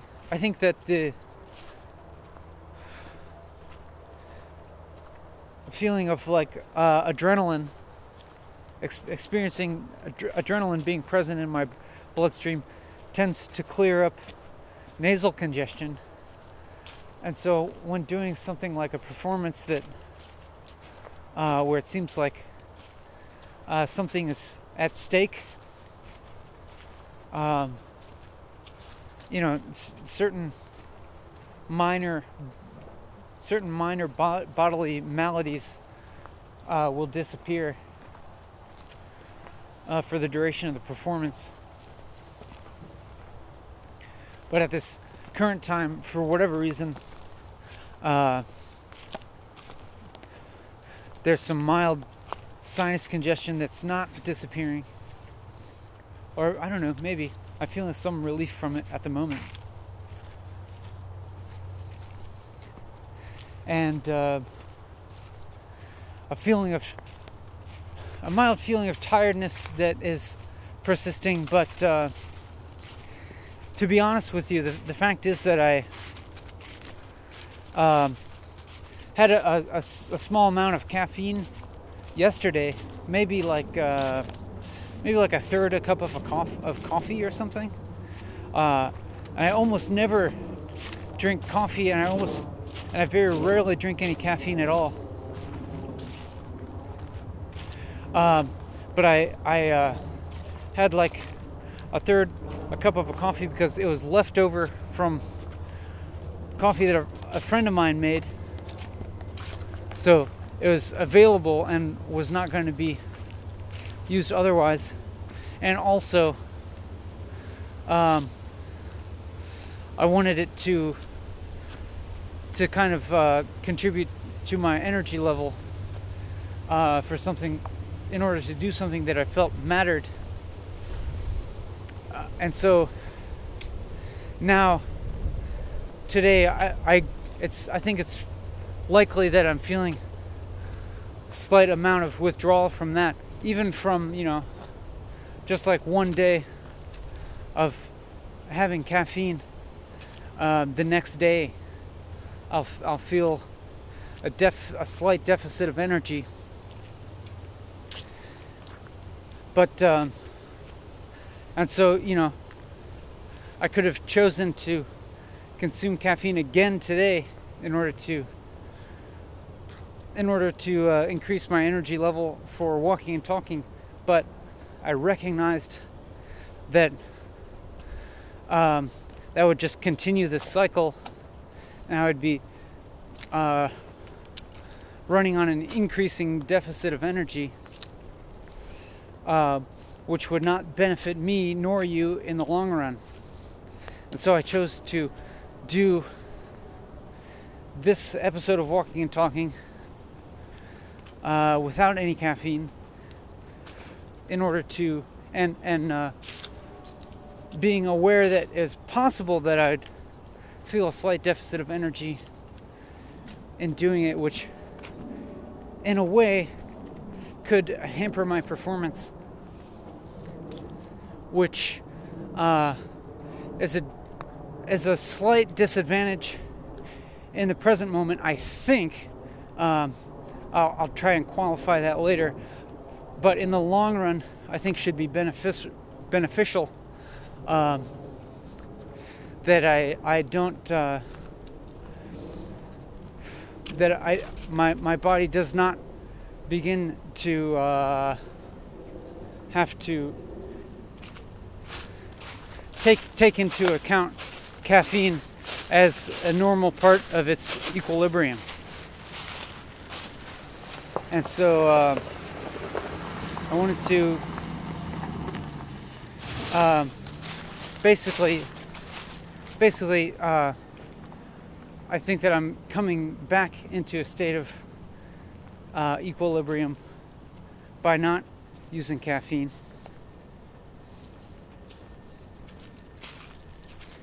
And so I think that should be beneficial for future episodes of Walking and Talking and other things.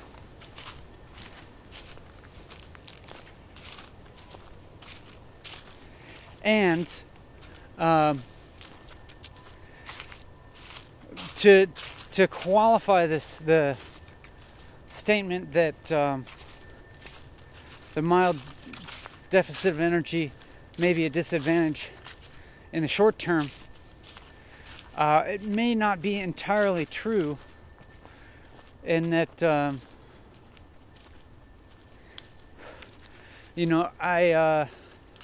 if it is a deficit of energy, it's very minor, and it's possible that it's only really exists if I'm imagining past energy states and comparing them, and imagining that my past energy level was higher, and thus I'm perceiving my current state as being lower energy. But in one sense, maybe if I, since it makes sense right now that I'm accepting whatever energy level that I'm at right now, it's maybe not even necessarily useful to speak of it as being a deficit. It's just what it is right now. And as I hear myself talking now, it's not necessarily apparent in my talking that there is any kind of deficit.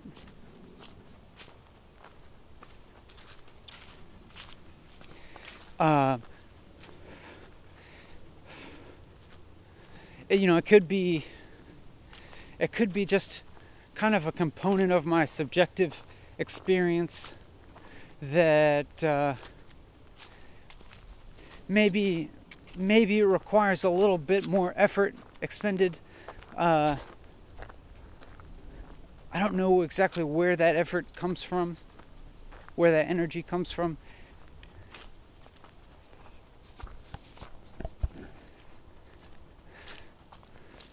If there's a store of energy that one can call forth by merely their own willpower,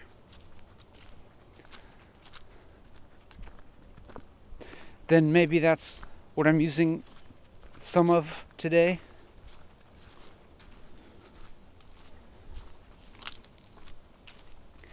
And is it possible that if it's necessary to exercise more of my own willpower in order to bring to perform at a level that is acceptable to me, does it have a benefit of exercising my willpower? It seems likely.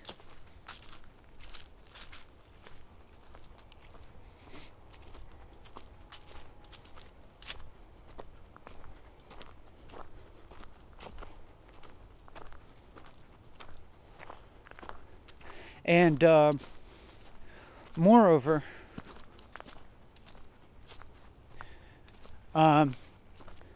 there's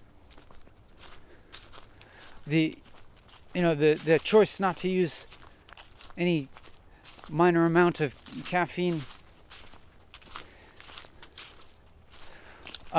certainly does not hinder the any authenticity of what is happening now.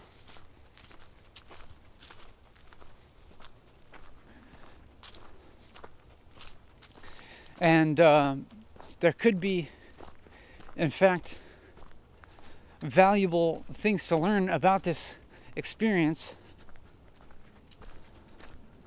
of a possibly fatigued adrenal gland.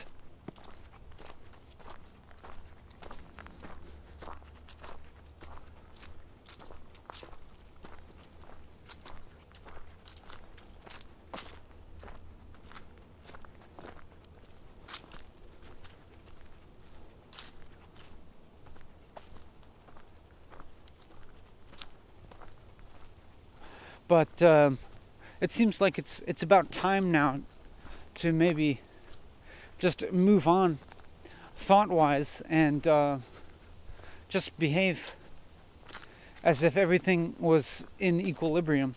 Which, as I stated earlier in this video, it's as if disequilibrium is a component of equilibrium. A feeling of disequilibrium is kind of a gravity towards equilibrium, something that motivates effort back towards a natural state.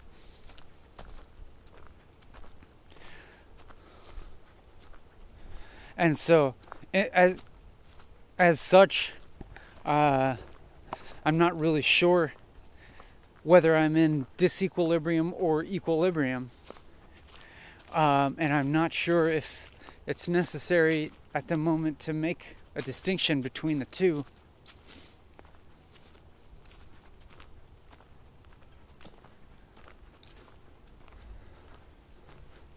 I'm not entirely sure yet if this whether this video is a waste of your and my time or not.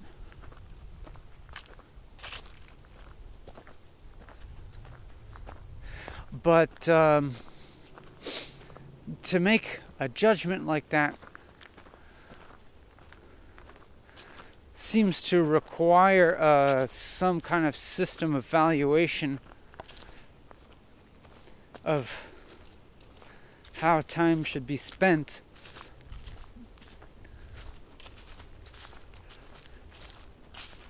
And to say that it's a waste of time would really depend on there being a goal present that this usage of time doesn't contribute towards. And I'm kind of recognizing now how my feeling, my thought about this being a waste of time definitely is associated with other goals that I might be holding in my mind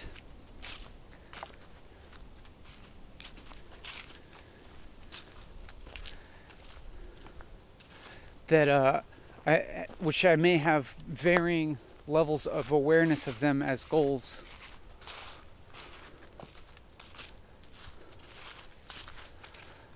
But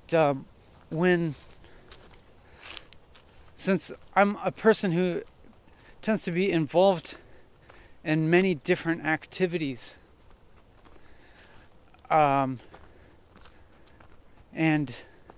I am not entirely devoted towards one activity or one goal,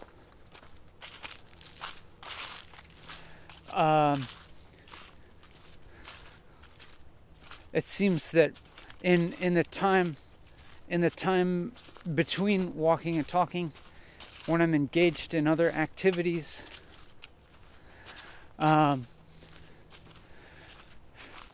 interaction with the world through those activities may lead towards the development of other desires and goals,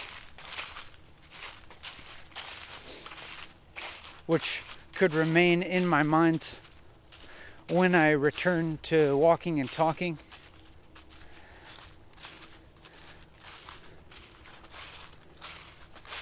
And so could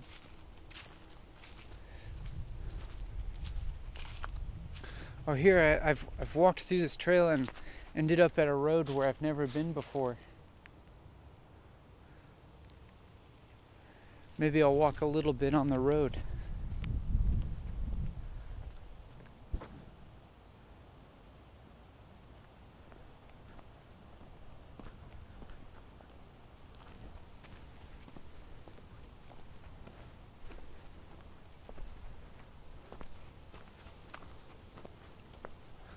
Here's a whole lot more of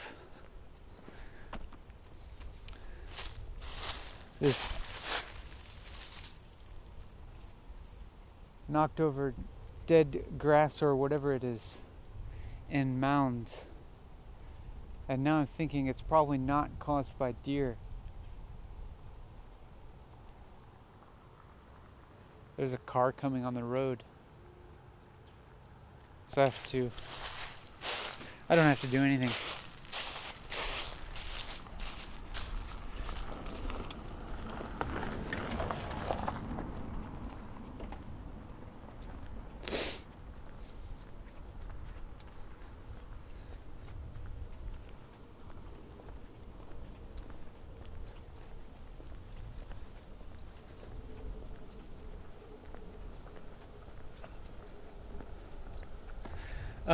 And this another silence occurred here where another train of thought took off, becoming rapidly abstracted from the present.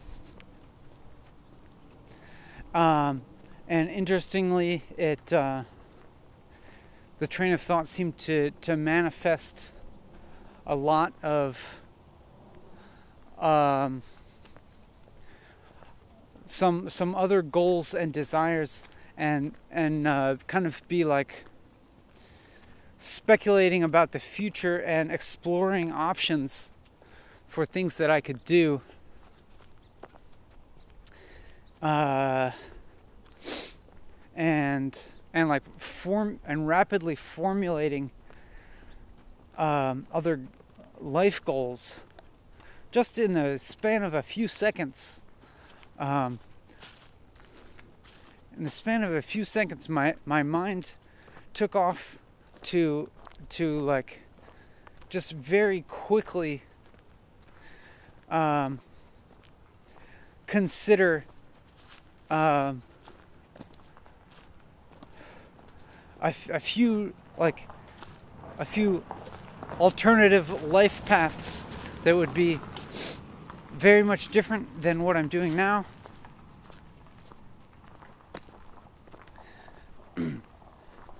And then it immediately began to sort of take stock of the advantages and disadvantages of those paths, based on very little actual information.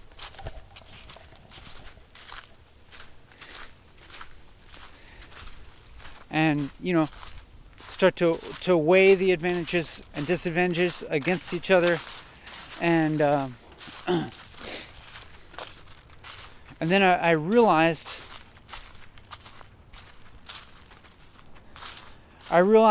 that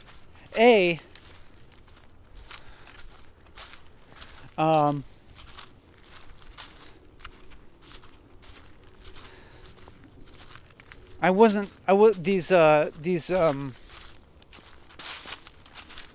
options that I was considering were based on very little actual information about how viable they even were, and B, that the advantages and disadvantages, pretty much like the disadvantages at least balance out the advantages.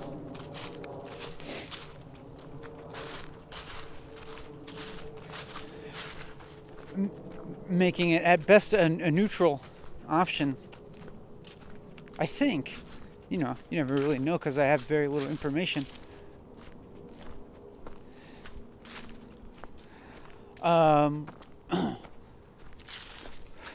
Which kind of led me to conclude that in the paucity of information that there's no reason to pursue this train of thought any further, and that is detracting from doing the thing that I was doing now.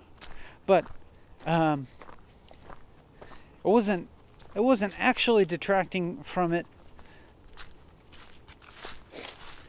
except in the sense that there was a short silence there. But immediately after the silence, it led towards a much lengthier recounting and analysis of my thought process, which it could be said yielded rich results when compared to the very short amount of time that I was having that thought process that I then began analyzing. And so, in some sense, it could be said to have been a productive thing that happened.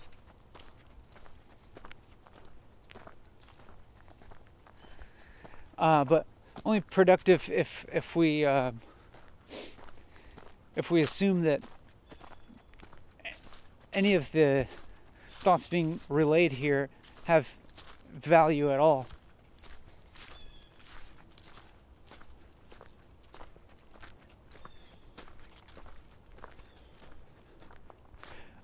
Which, I think is highly questionable.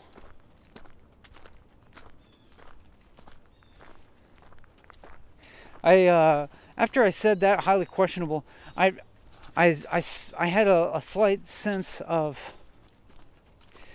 self-consciousness related to the idea that to be very self-reflective is a valuable character trait. And I questioned for a second if I was just performing that character trait. And I think to some extent that I was. And to some extent maybe I am. Continuously performing a kind of self-reflection as a virtuous trait. And so I feel skeptical of that, but even in my skepticism of that, I'm continuing to perform this trait, being self. I don't know what's the word.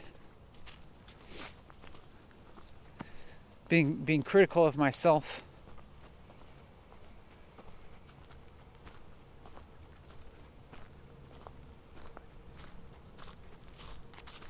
And even as I fold back on that and reveal my awareness of my self-critique,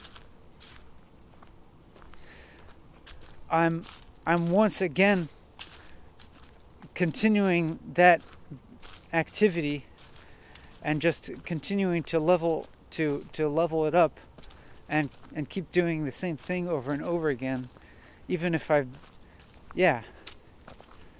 even in the fact of being aware of it and being skeptical of it, it's like it merely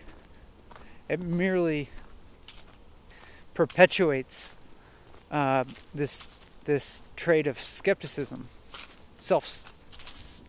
self-directed skepticism.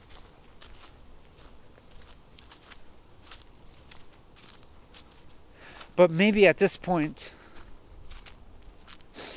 I've just kind of like started to accept the skepticism and stop being skeptical of the skepticism. But and that's as if the acceptance that I'm now professing is a negation of the skepticism. And I wonder actually if that negation is merely another form of the of self-denial or self-critique.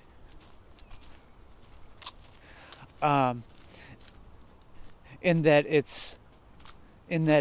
seems to be like seeking to reverse the behavior pattern that I was previously engaged in by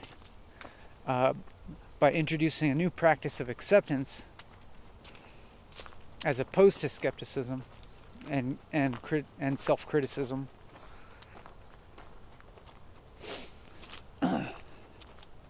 And so now you observe me exercising skepticism of my acceptance.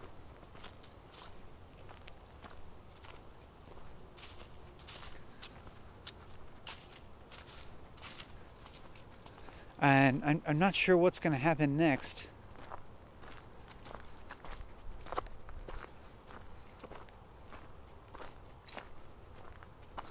I guess I would say that I'm still feeling some kind of acceptance now of the skepticism of the acceptance of skepticism.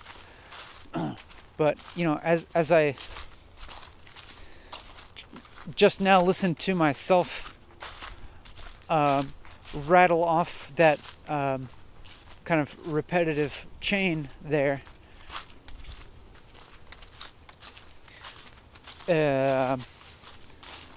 It was with some self-conscious humor there, but now I feel slightly.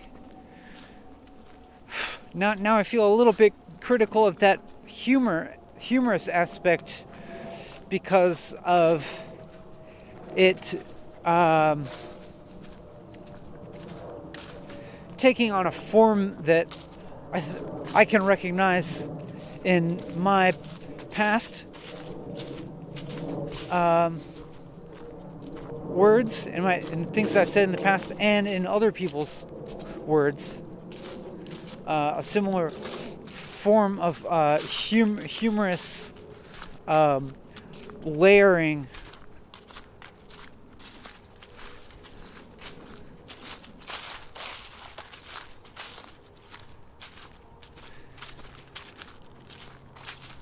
of framings or something, for lack of a better word.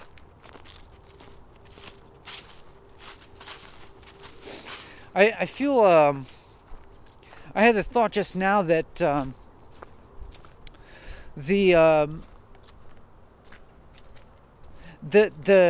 immediately preceding sequence of thoughts that I just relayed to you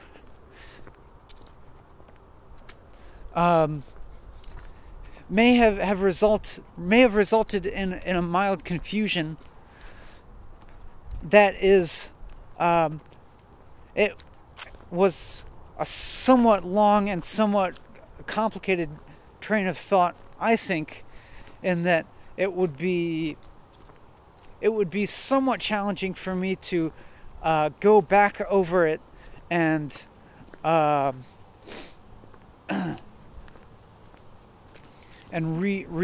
reiterate it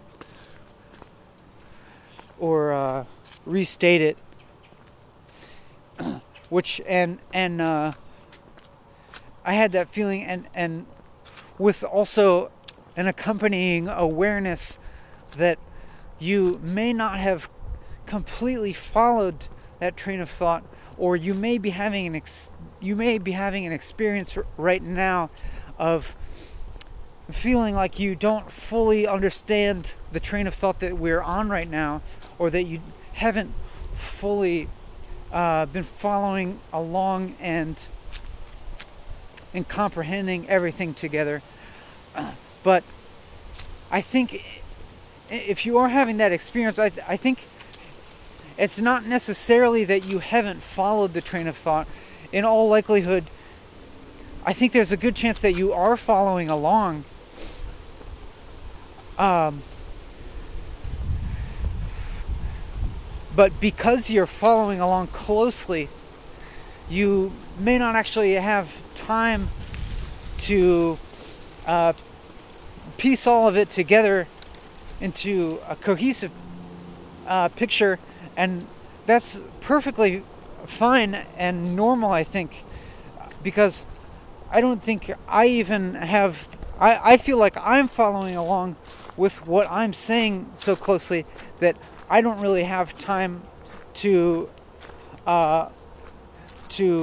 completely like return to the past things I've said and relate them all together in some sort of cohesive whole. But I do have confidence that there is continuity here, because each thought that I express is, I think, directly related to the one preceding it. So I think there is a continuous chain here, a continuous train of thought. But in order to be creating it with a good amount of continuity, I can't stop and return to continue like assessing and taking in the train of thought as a whole. Do you know what I mean? Like there's like I can be... It's as if you're walking on a some kind of treacherous path, and you have to pay attention to where you put each foot.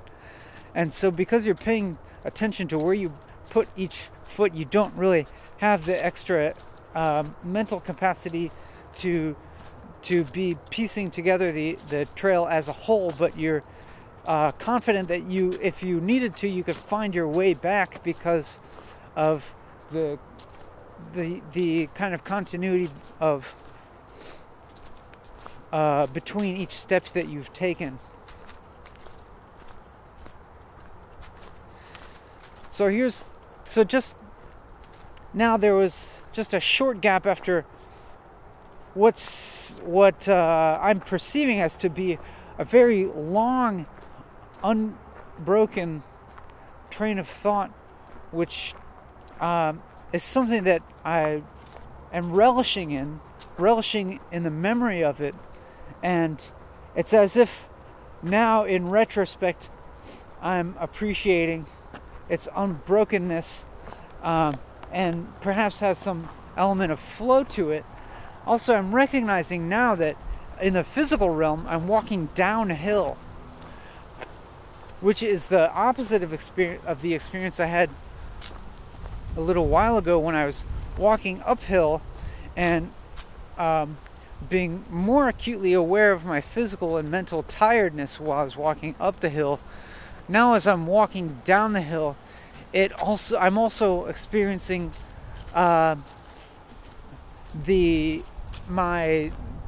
speaking as feeling a little less effortful and flowing a little bit more, as if the words are rolling downhill out of my brain and out of my mouth. And I think that's a positive feeling, and it kind of confirms a certain thing that I expressed earlier on, even while I was having doubts about the quality of this episode of Walking and Talking. While expressing those concerns, there goes a white-tailed deer. Not sure if you saw that one. I was also expressing my belief that, or at least yeah, I guess I could say belief that there's a likelihood that experience would not endure the entire length of this video, and that things would turn around and my doubts might be erased. At the moment, I'm not exactly experiencing doubts, but even as that idea of doubts, I bring back up this idea of doubts, which I expressed earlier when I was experiencing them. Even just bringing them back up maybe introduces them into the reality of my experience to some extent. That is, I began to assess my own judgment of the quality of this video, and when I do that, it's not entirely positive, but it's also not entirely negative. And I'm recognizing how on one hand, my assessment of the quality of this video has a potential to kind of impact the quality of this video, I suppose. But on the other hand, it seems like I always have a potential of behaving in this video from a non-judgmental, non-evaluative standpoint, and that potential seems to always be there, whether it's latent or whether it's active.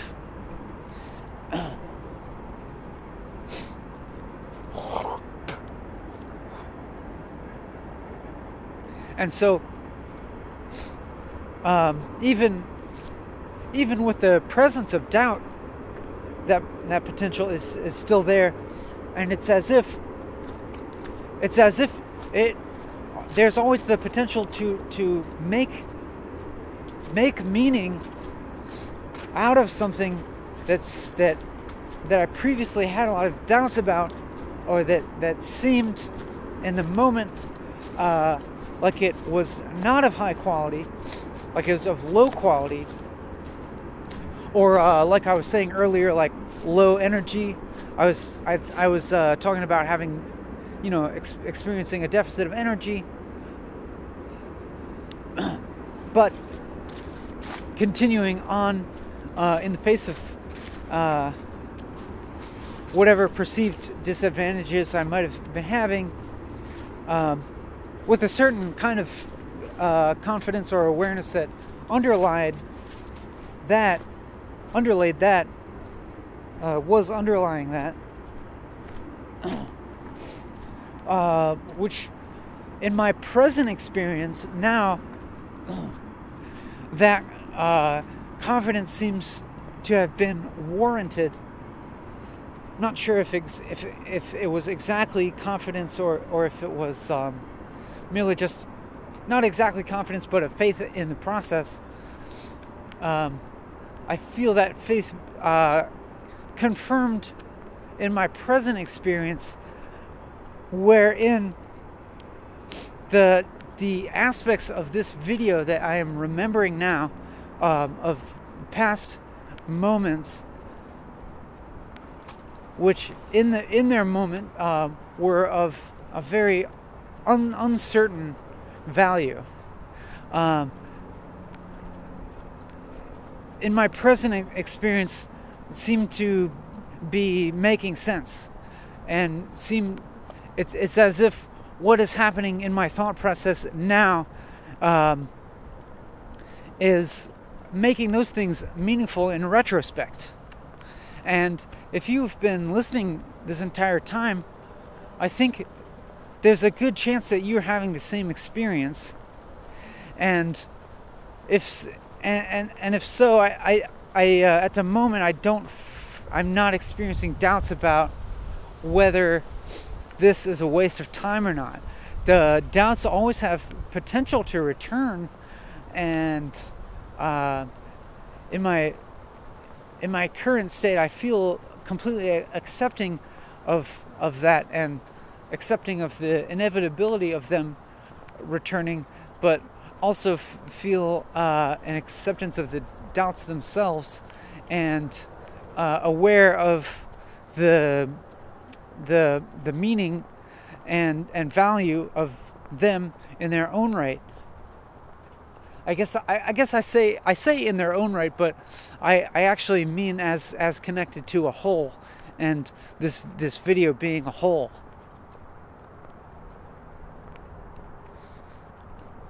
Or at least it's in one sense, this video is a whole in that it has parts, and then in another sense, this video is a part of a larger whole that is the series, which in itself is probably part of some other kind of larger whole. What's that animal rustling around? Sounds like a squirrel to me. No. It's birds. A sparrow.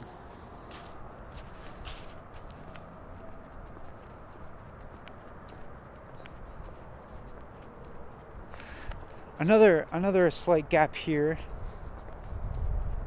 in which I didn't spend very long looking for the next thing to say. I'm remembering now that I need to be monitoring my video camera for when it's going to run out of batteries, because the battery meter is at 1 bar out of 3 bars.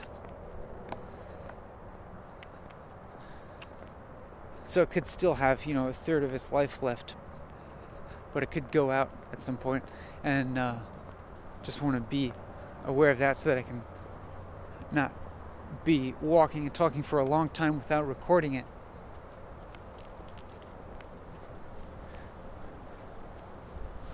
And then I thought, because that would be a waste of my time, maybe, I don't know.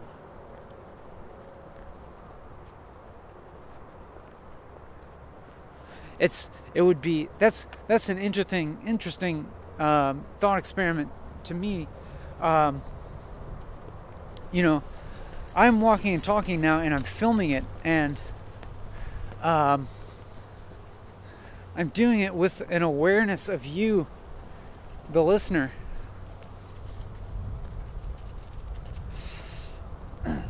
And with an awareness of what kind of connection we can potentially have through this media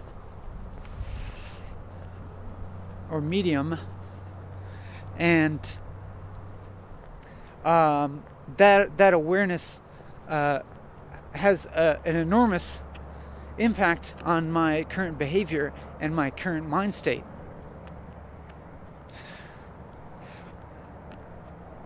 But what if I were merely under a false impression that what I'm saying is being recorded and communicated? For instance, what if for some reason the camera what if at the end of this episode the camera malfunctioned and nothing was saved?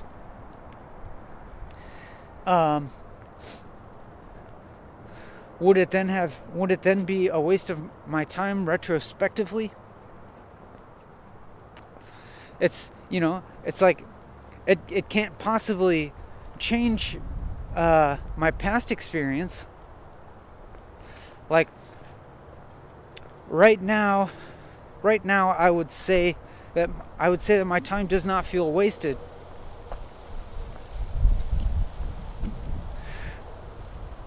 It doesn't feel wasted.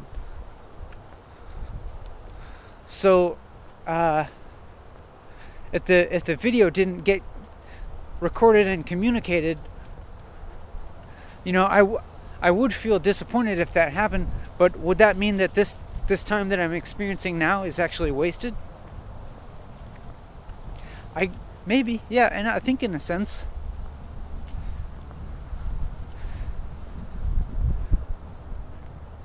It doesn't it wouldn't change the things that happen in the future. Can't change the experience that I'm having in the present. But things that I imagine and project and predict will happen in the future can affect my present experience. And so it could be said that one thing that's greatly affecting my present experience is my prediction that in the future I will successfully upload this video to YouTube and you will be watching it. And as I heard myself saying that, it feels like somewhat alienating to say, because you're not really in the future, you're in the present, watching this video right now. Like, we're both in the present. And so it's like for me right now,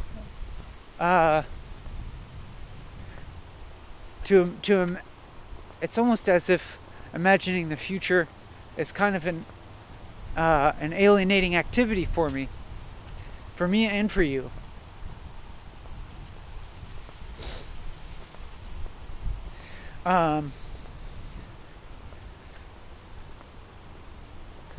But it doesn't mean that I can't have any awareness of the future or something like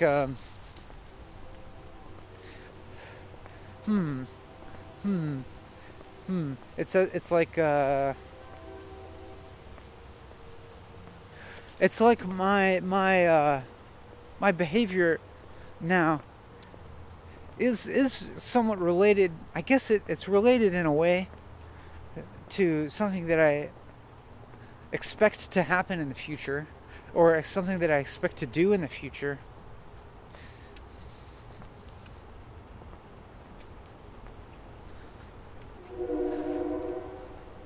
Holding this idea of the future in my mind, I guess, but I feel confused now.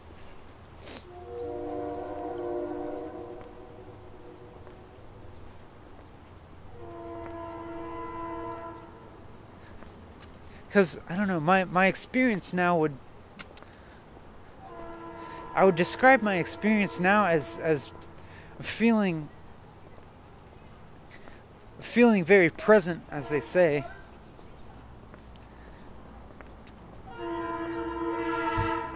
Like, I'm not really thinking about the future very much. I'm not thinking about the future very much, but at the same time, I know that there is some kind of span of time between when I say this and when I hear it, when you hear it.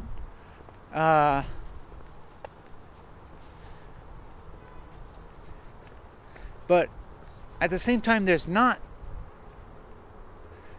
because both of those things are happening right now. You know, I'm saying this right now. That's my experience, undoubtedly. But you know, you are also hearing this right now, and that's your experience, undoubtedly.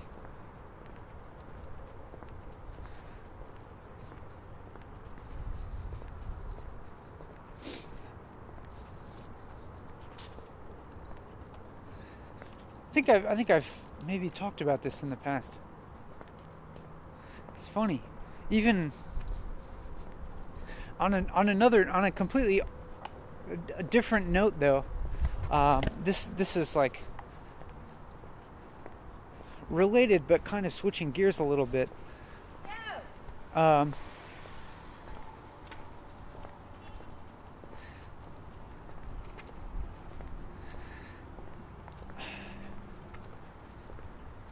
even as I say this right now, it's already in the past. Not in the sense that, not because you're watching a recording that happened in the past, but even as you hear this right now, it's in the past.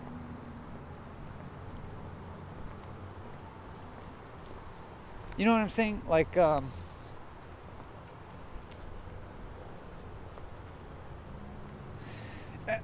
when you hear words, it's as if they linger in your mind for a little while after the act of hearing them. You are back after the batteries ran out, and I'm not sure how long I was talking without recording, which is funny. So I was just talking about how events in the future can't change the experience of the present. But before that, I was talking about how experiences of the present seem to be able to... It seems as if they change the experience of the past. It's not necessarily that they actually change the experience of the past, but they give meaning to things that happened in the past. Things that happened in the past seem to like contract into the present moment and become part of it, and become part of the meaning of the present moment.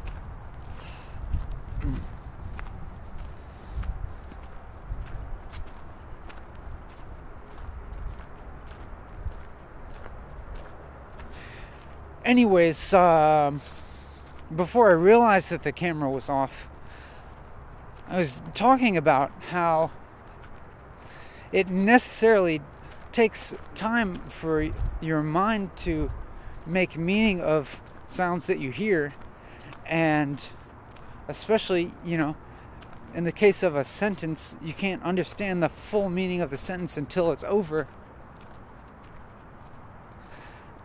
And so it's not as if I can tell you, I can say the word now, and you can necessarily be understanding the meaning of the word now in the exact moment that you're hearing it. Unless you were already kind of like directing your mind towards an understanding of the concept of now before you even heard the word.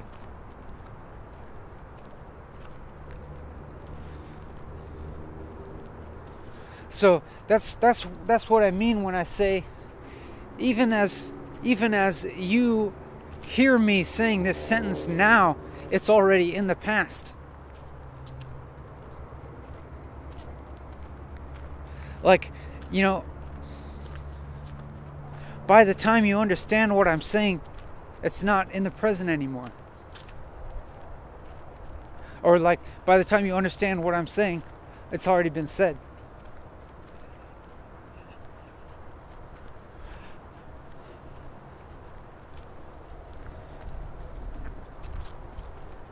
Maybe, I don't know.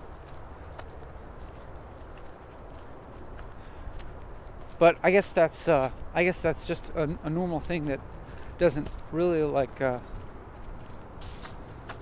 not sure if I necessarily have any implications by that.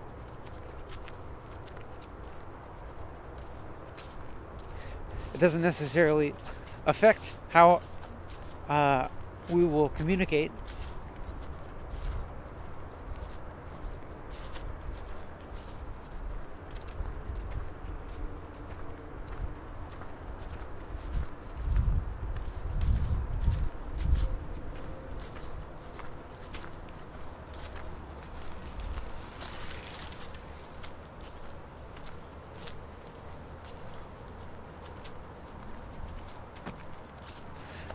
again, another silence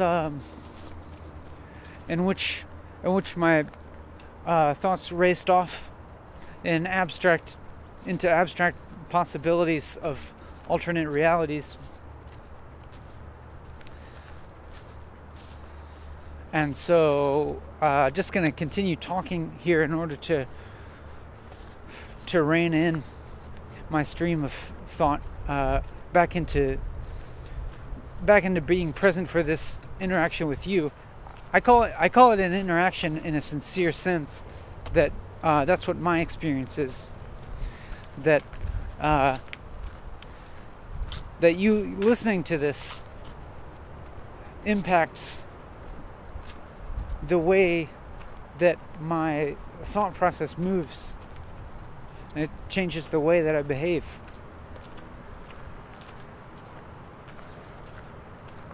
I wouldn't be talking this way, or I might not even be talking at all if you weren't listening.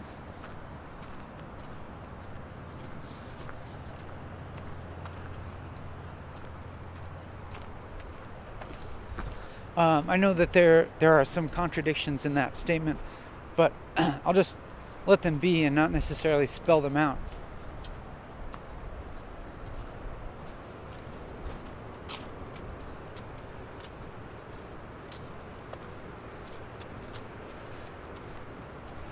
I'm feeling still the warmth of the sun, and it's pleasant to me. And I'm feeling glad to be approaching the dam and looking forward to walking out on it.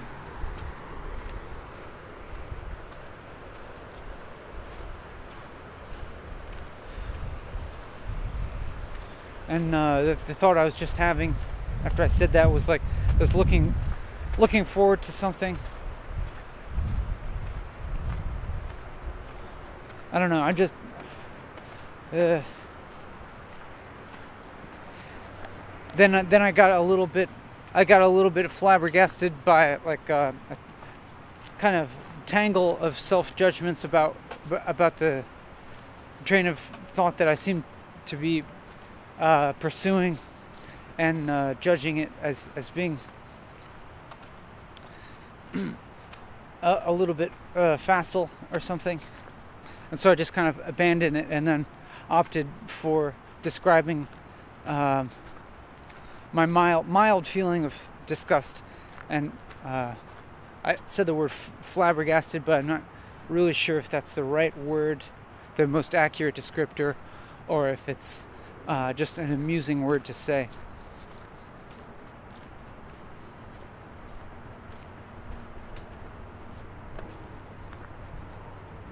I'm having an experience of like the word came into my mind of being bored with hearing myself. Bored with hearing myself talk. And so and like kind of like being bored with my own personality or something like that. And like feeling a slight desire to like interact with another person and experience their personality, which as I said that I felt like proud of myself for expressing that thought, because it seemed to me like it seemed to fit my picture of a healthy social being, to have a desire for social interaction. And so I was like feeling self-approval of my apparent normative social desire, as if like feeling socially normative is like a valuable and rare thing for me or something like that. How's it going?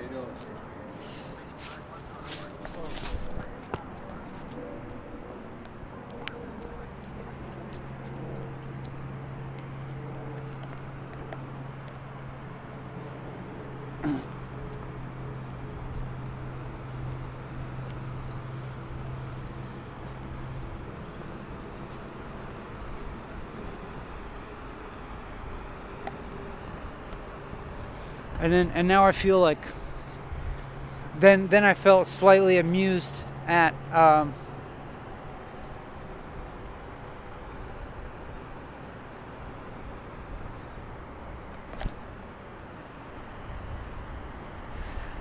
felt amused at noticing my feeling of like smugness and self-approval at having a socially normative character trait.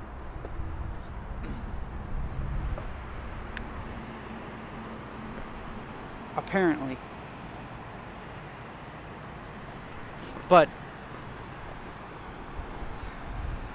is it real? Is it innate in me? Or is it am I actually simply conforming to my idea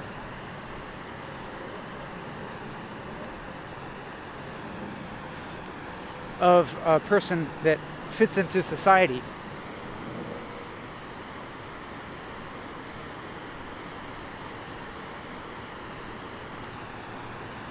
Probably a little from column A and a little from column B.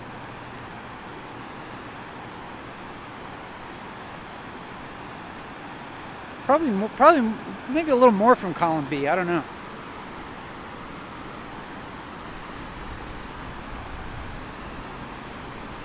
I call them as I see them.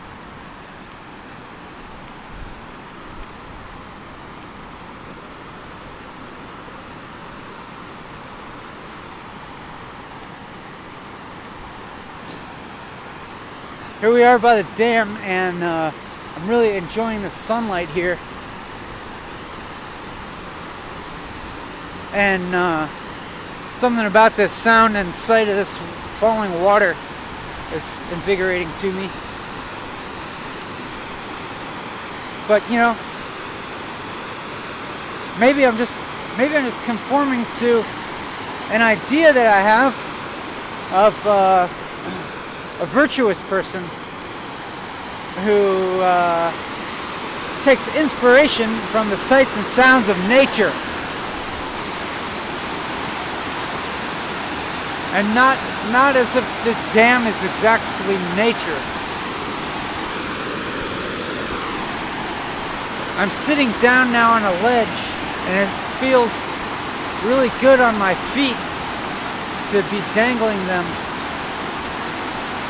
because apparently they feel tired of walking. You might notice in the tone of my voice, and I'm yelling a little bit here over the sound of the water, but you might be noticing in the overall demeanor of my speaking now a sense of amusement. And if you suspected me of feeling a sense of amusement, you would not be wrong. You would be correct.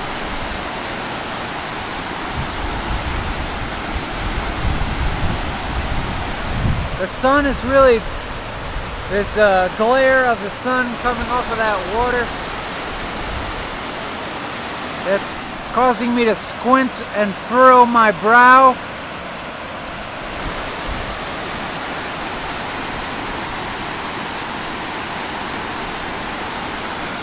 I'm excited to learn that there's another ledge beneath the concrete surface that I'm sitting on. If I sat on that ledge, I would be invisible to pretty much anyone around. I could lay down on this ledge and like take a nap, as long as they don't roll over into the dam.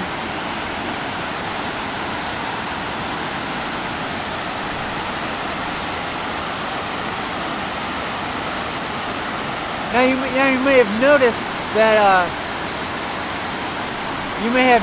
that when I said I could take a nap here, as long as I don't roll over into the dam. You may have noticed a sense of self-preservation instinct apparent in my words.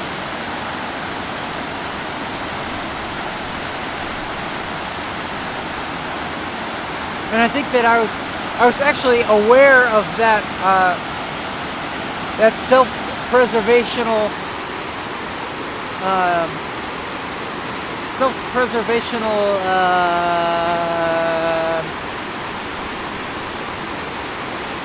standpoint that I adopted when I spoke those words, and I think that that attitude, that self-preservational attitude, is somewhat social in nature.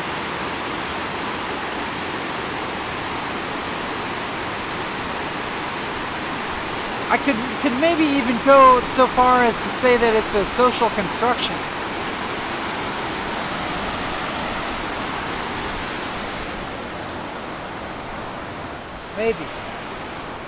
Maybe.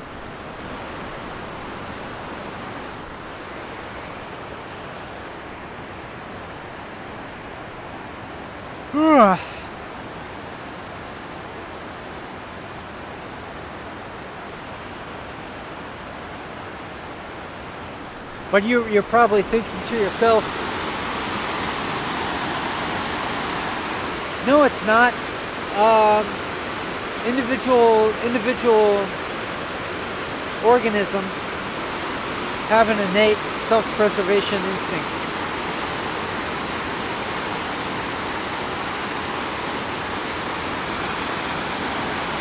And that's true.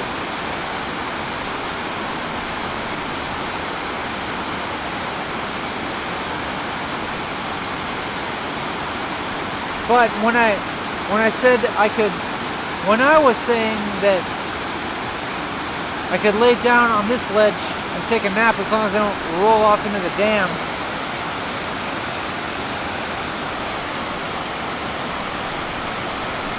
I felt a sense of performativeness in those words.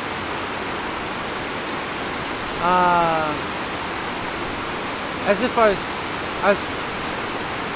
as if I performed the attitude of self-care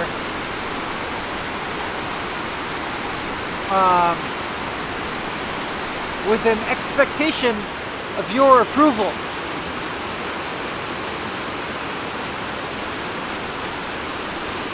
With an expectation that your attitude might be, yeah, Ben, be careful. Be careful on that dam, Ben. You don't want to fall off into the roaring water.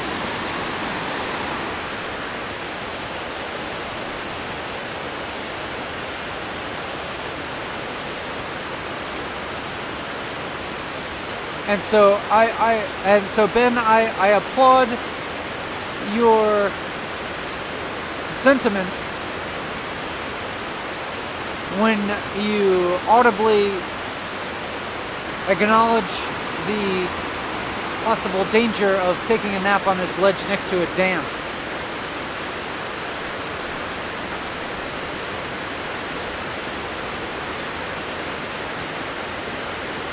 At this point in the video, I still feel amusement.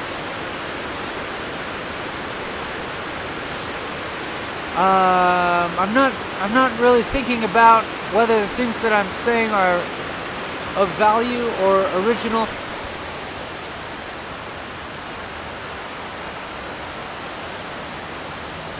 But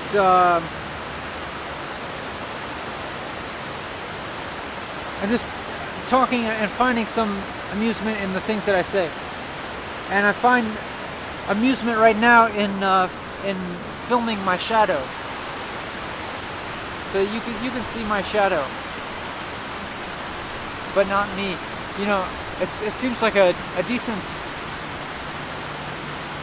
intermediary device between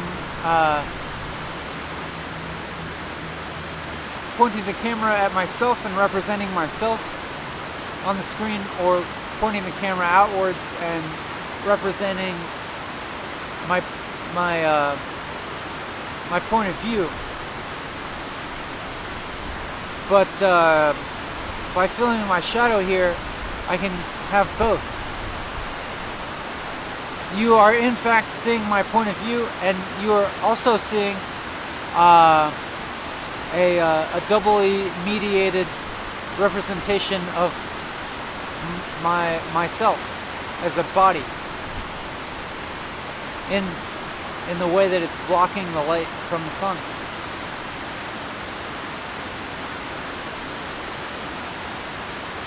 I think I still feel a slight pressure in my head.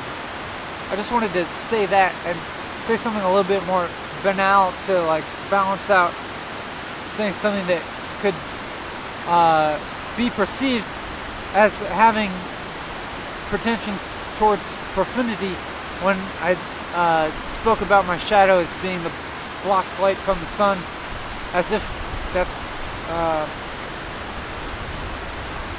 some kind of profound way to look at things.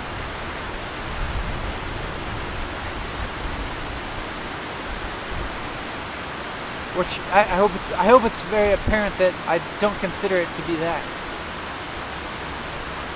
By which I mean I don't consider looking at my shadow as the blockage of the sun to be a profound way to look at things.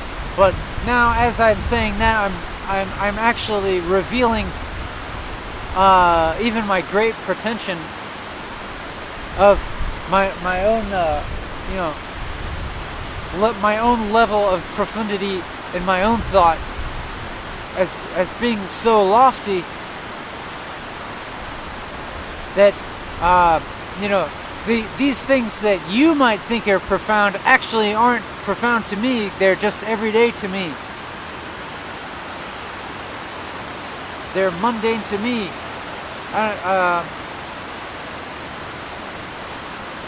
So I seem to have like caught myself in a trap. I'm not sure if I can get out of it. It's as if now I want to intentionally say something that sounds very dumb or mundane or what's the word? Like brash or gruff or something like that. I think there's a funnier word for it. There's a funnier word for brash that I can't seem to think of right now. What is it? Can you do me a favor and look at thesaurus.com and like look up brash and look up gruff, and then in the comment section write the funniest synonym in there? If you would do that, I would be immensely appreciative.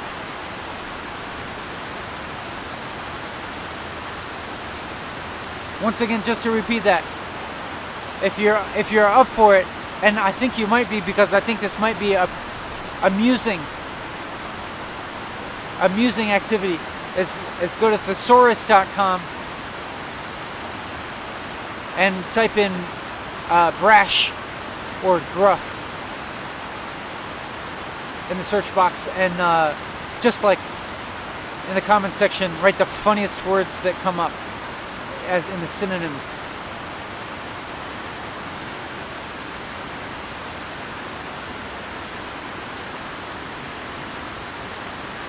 Or maybe even write a few of them.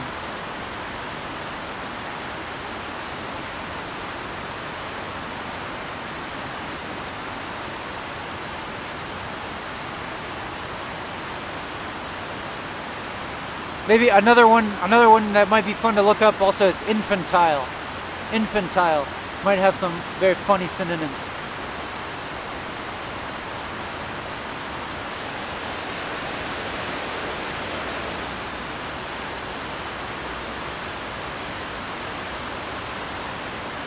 I'm sitting and talking. I'm being lazy. But I'm enjoying this physical surrounding, and I'm finding amusement in yelling and shouting over the sound of the rushing water. I'm gonna lie down.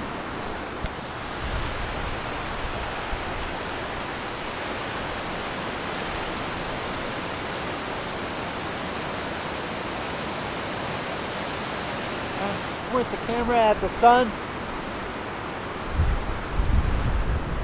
I still feel nasal congestion.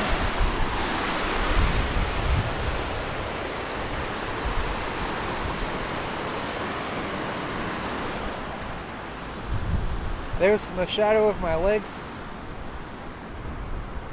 And then further on there's the shadow of the top of me on the water, if you can see that.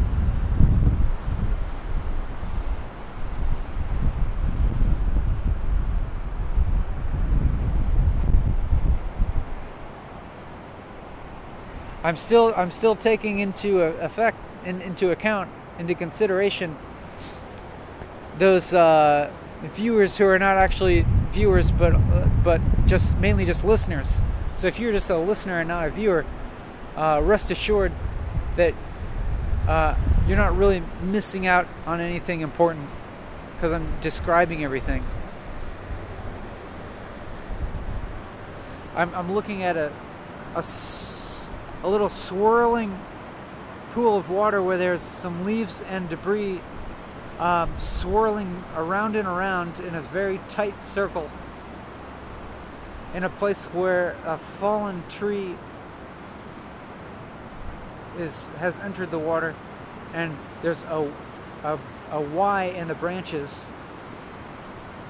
in the water, and it's causing for there to be a little circular motion of the leaves caught in there. Well, yeah, that's a little description of my external surroundings, environmental, whatever.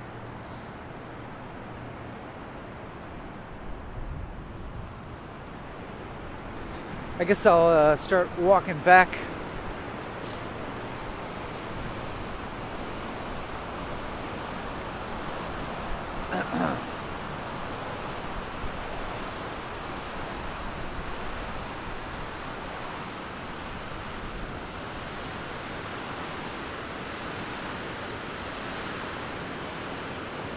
It seems like this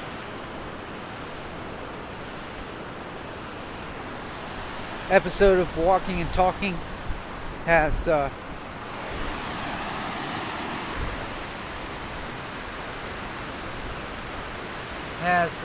maybe gone through several modes of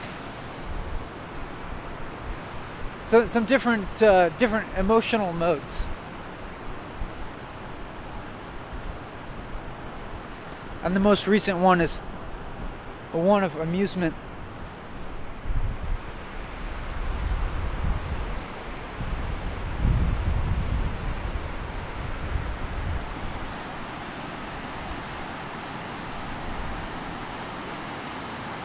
And I'm feeling slightly stimulated and interested in my surrounding environment.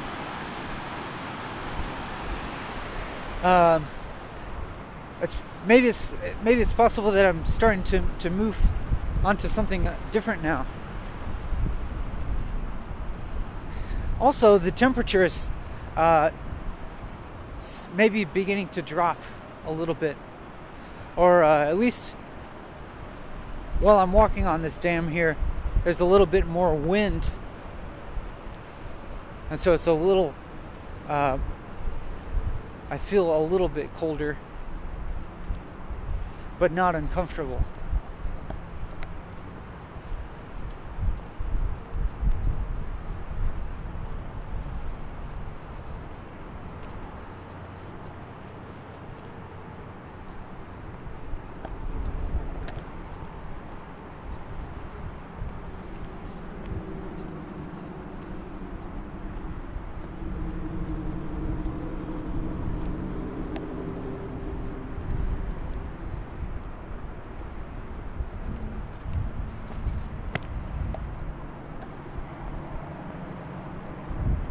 I had another train of thought in that silence that I wasn't expressing, that I think I'm also not going to recount.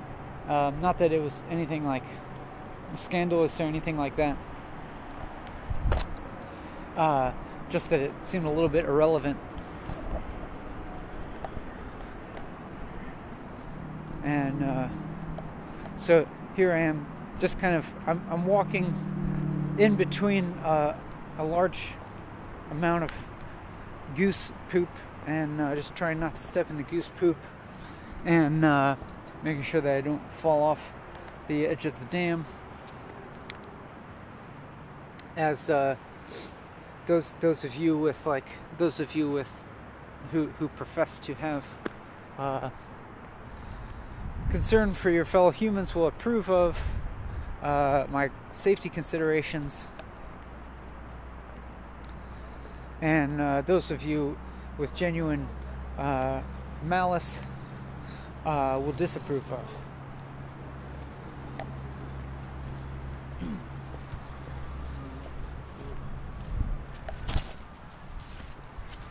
Hi.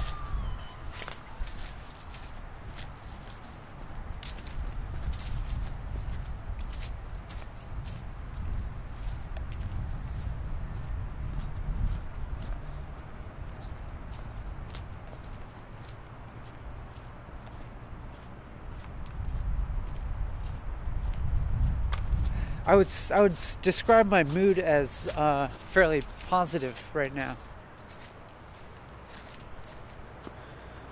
That is, and I say that because when I think about the future, right now I don't imagine that it will be entirely consisting of suffering, and that it could, in fact, include a large amount of joy. And I had some kind of evaluative thought of myself as a person, which was not negative, and was thinking about the future, and I considered it well within the realm of possibility that I could contribute to the well-being of other people. And I felt good feelings in association with that thought.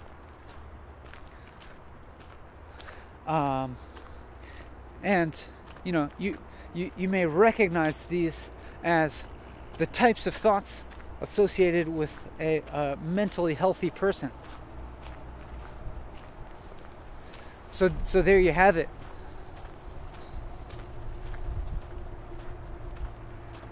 The proof is in the pudding.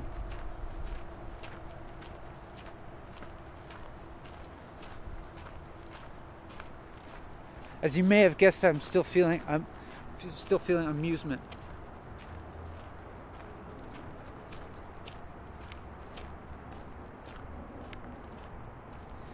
There's a milk crate just barely sticking its head above the water to get some air. Just kind of creeping, it just barely, it just peeks its head up just a little, just enough to get some air, but without making itself too visible to its predators.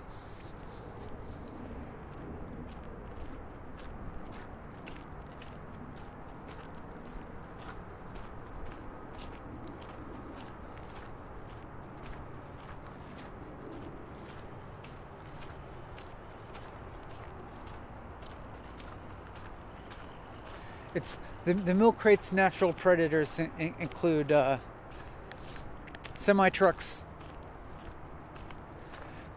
and punks.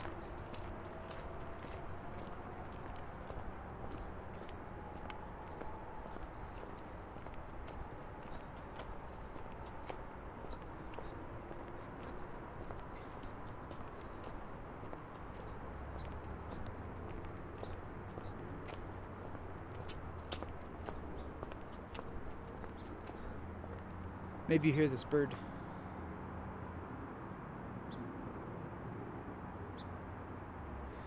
Making very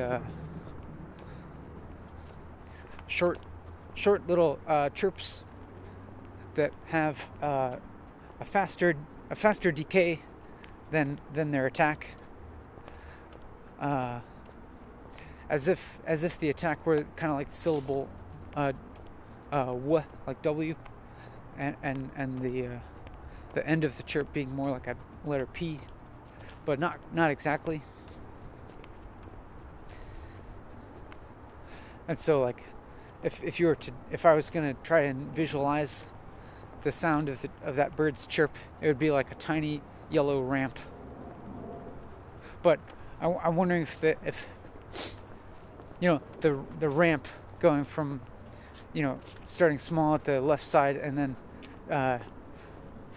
getting larger to the right side, and then dropping off at the right side suddenly, being kind of a visualization of the amplitude.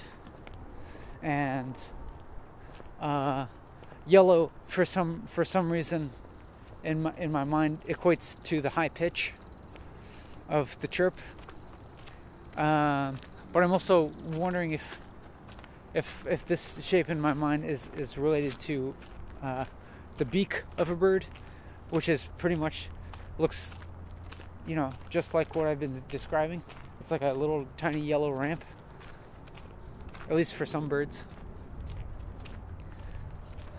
I'm not sure about that bird that was making that sound.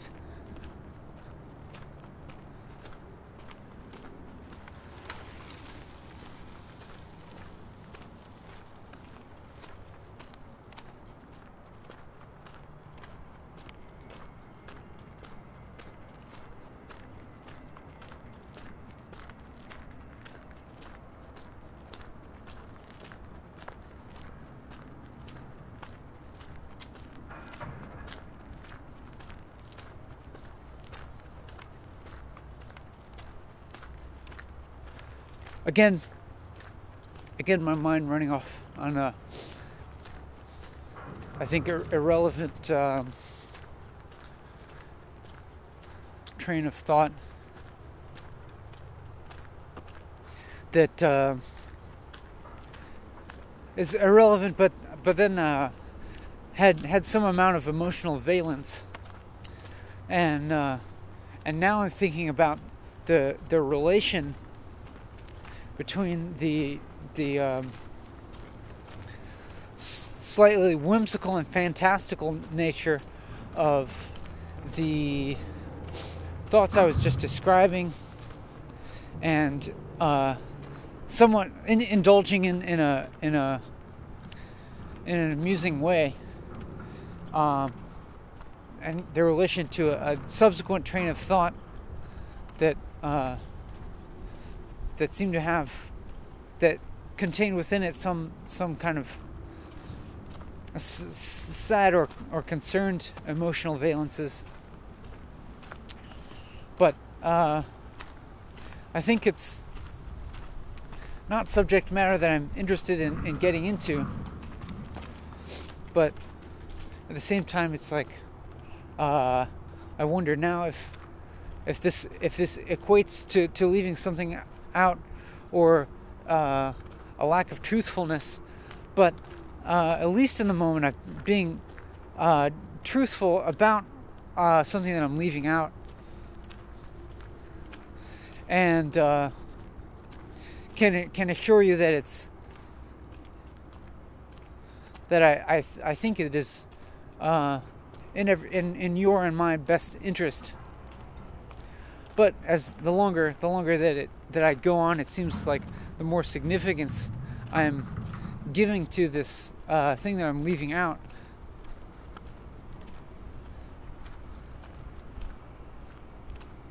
And turning possibly making a mountain out of a molehill. But here comes a bunch of turtles to save the day.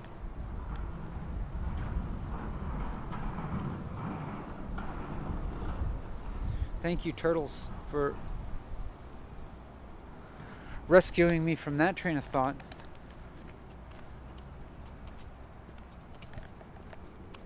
And there's a couple of goose butts, you know, without the geese, just a couple of butts sticking out of the water.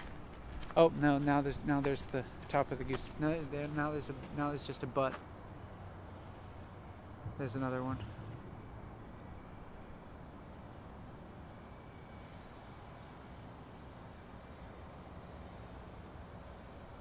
What if a bird evolved so that when it's actually had its head above water, it looked like it was butt, and its butt looked like a head.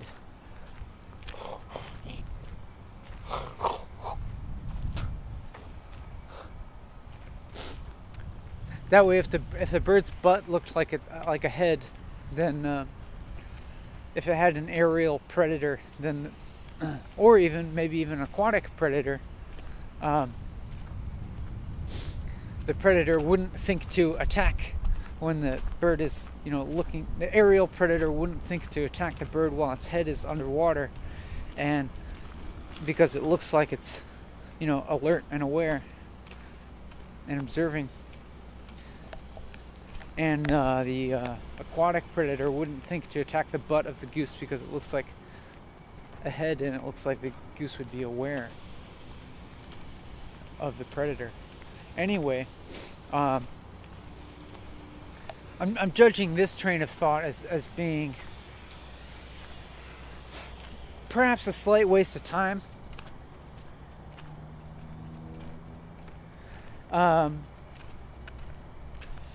In that it seems to be just like kind of treading, you know, surface level of amusement, kind of just filling up time without necessarily contributing a form of thought that might have a little more substance, that would yield more valuable results when contemplated or ruminated on for a period of time. It's as if that's like a little bit of these amusing thoughts are maybe a little bit of sugar or spice to help the gristle or the roughage to be a little more palatable, if you know what I'm saying. There I go again, saying, if you know what I'm saying, as if you could respond in a way that would alter what I would say next.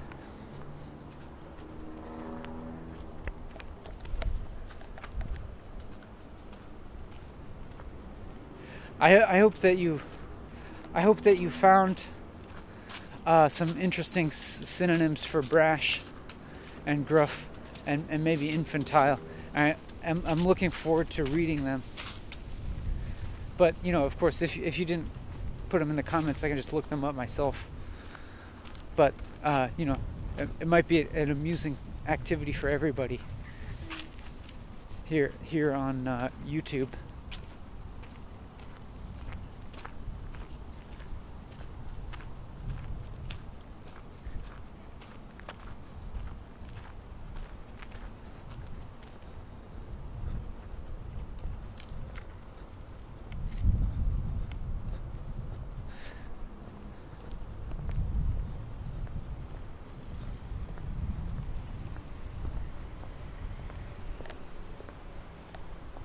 I was just now thinking thoughts that were related to YouTube and related to my YouTube channel, and so they're not totally irrelevant, but I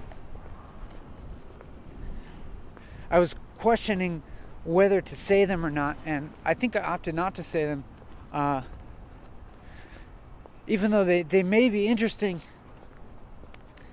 But but they're a little bit aside from the goal here, which is more about talking without having subject matter, I think.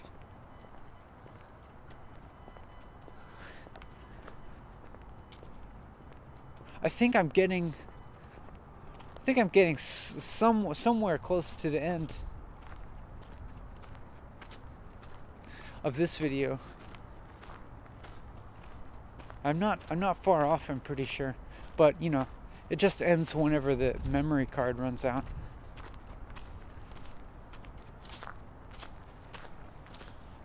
Which is like slightly unpredictable.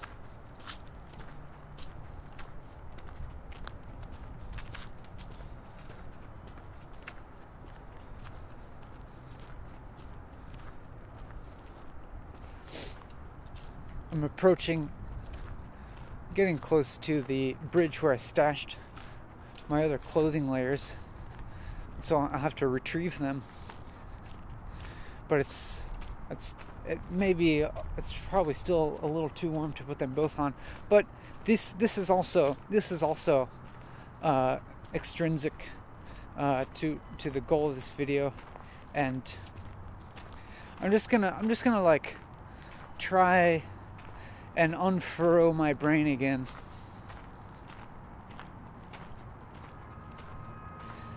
And see if I can't once again kind of blend my perception and my attention and the act of talking all together, and see how that goes. I'm trying it. I don't necessarily think that it's like yielding as of yet any spectacular results in terms of what I'm saying. In fact, what I seem to be saying right now seems to be pretty mundane, prosaic. But that's perfectly fine and not really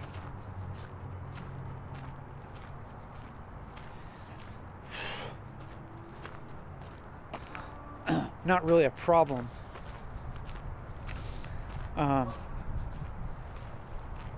Is it the way, and it's not exactly the way that things are said that's important. I don't know what's important here.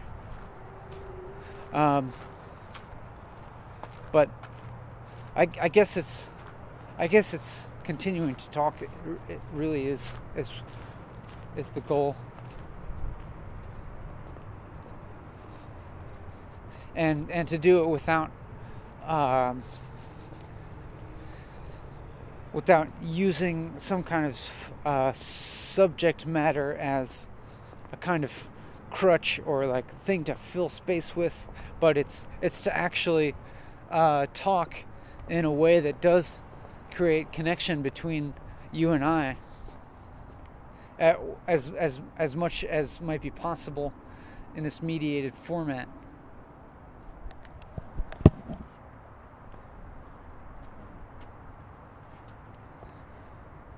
So I'm retrieving right now my clothes, my shirt, and my hooded sweatshirt, and trying to decide if I should wear one of them or both of them.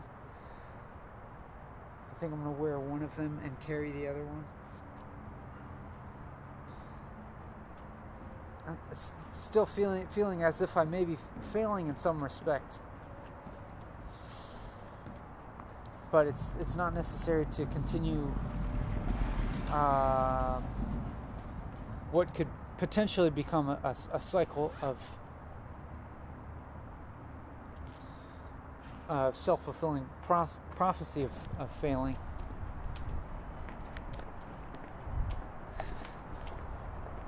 And I can just, it seems like it's never a bad idea to go ahead and express my appreciation for you as a listener, for having bared with me for as long as you have. Even though I recognize that there could be something slightly disingenuous about expressing appreciation for you when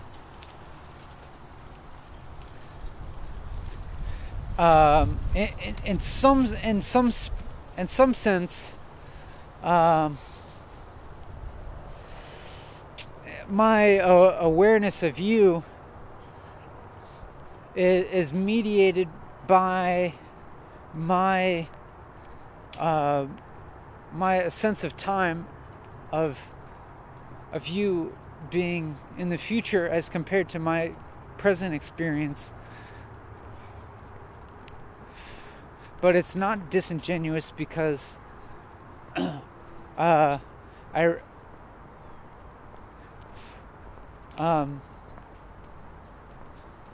despite whatever apparent separation in time, I realize that your present experience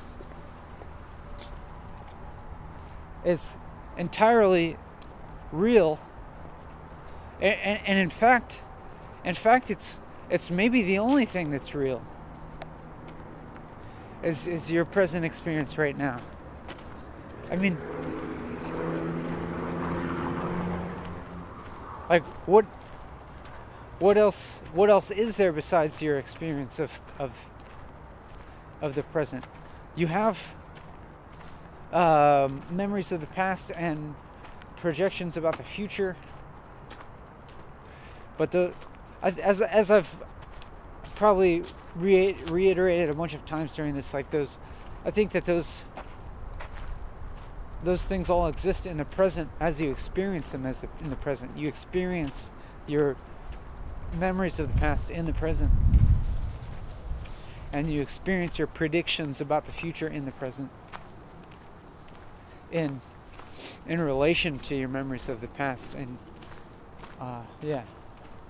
etc., etc. Don't need to really.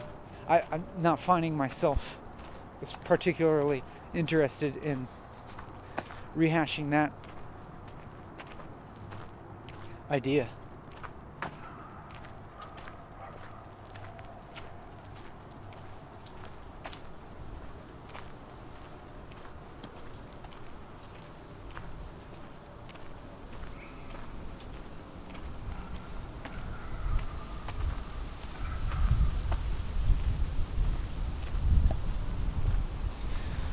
There was a slight gap here in which I had some thoughts relating to my current perceptions, but decided not to say them because there are the types of perceptions that you can't really experience.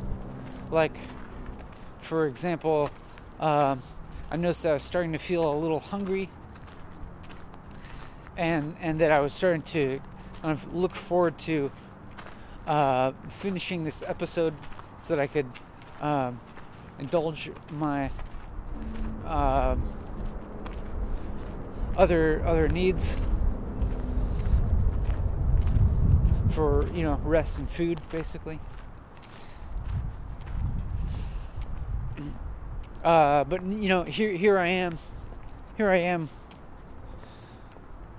expressing them to you indirectly by describing my thought process that was involved in deciding not to initially express them. And I didn't initially express them just because I didn't think that they were the type of thought expressing that would foster the type of awareness and connection and types of feelings that I'm hoping to foster.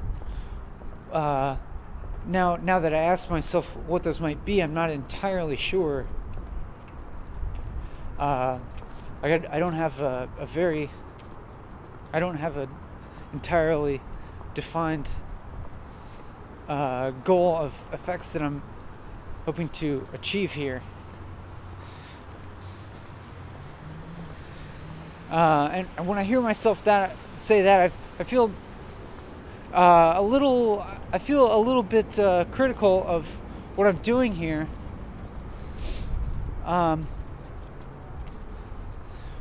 When looked at from an attitude of wanting to have a clearly defined goal.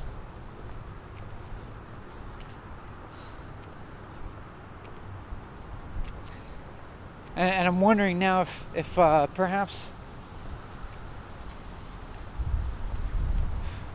I put some effort into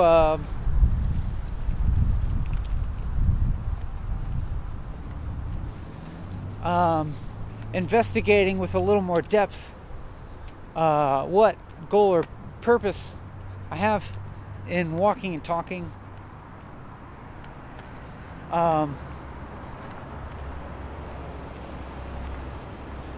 If that could be useful for you and I.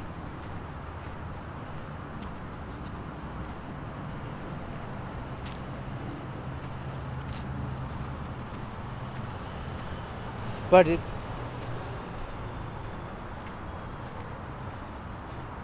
I'm not totally sure if I can really objectively do that from within the framework of walking and talking. Maybe I have to do it from without.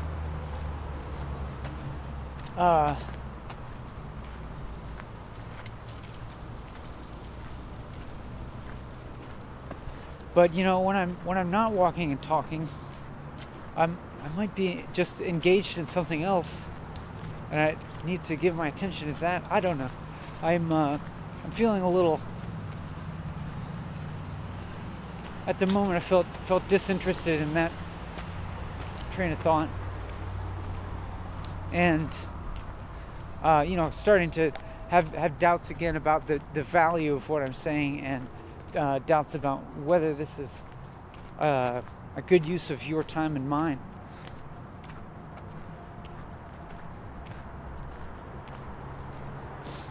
And you might reflect upon an earlier part of this video in which I recognized the value and meaning of those doubts and felt fully accepting of them, and accepting of their potential to reoccur at any time. And so here they are.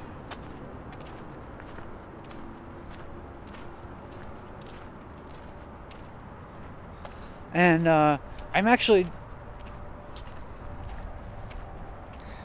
I am quite looking forward to the end of this video. I'm not entirely sure how long it's been so far.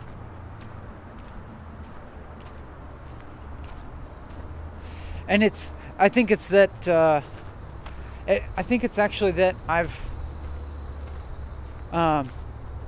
in this state of slight discomfort now, as I look at what I'm doing and question what I'm doing, because I don't feel entirely confident about whether I should be doing what I'm doing or if I should be doing something else.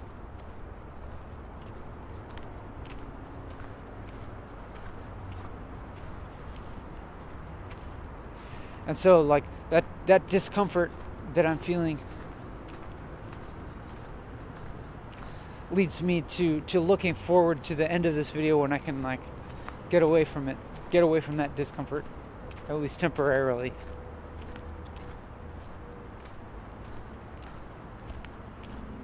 And I recognize another part of myself that in other times would say that this discomfort is a good thing. You know, we should be looking at ourselves fully, and bringing awareness to aspects of ourselves that we may not like entirely. In order to encourage growth. And I think that's true. but doesn't really make things less uncomfortable.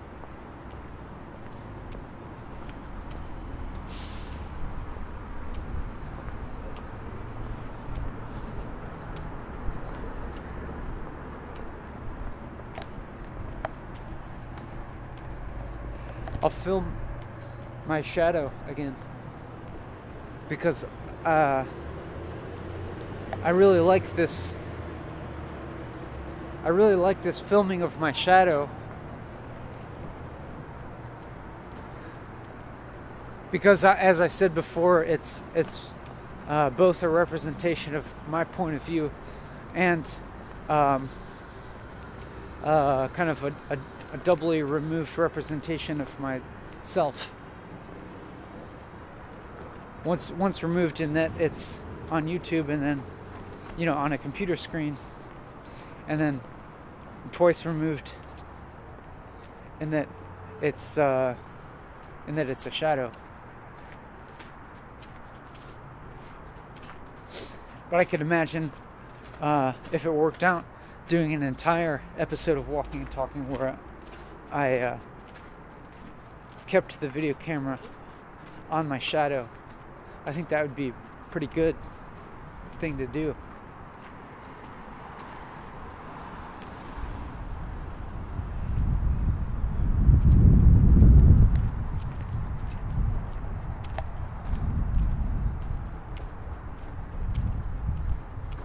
But here I am talking about ideas, but I guess it's not so bad, because while I talk about them, I seem to be actualizing the idea that I'm talking about, to the extent that it's possible right now.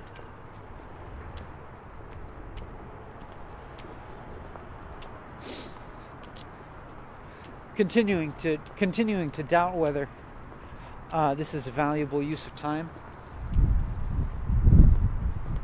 whether the content expressed here is useful at all,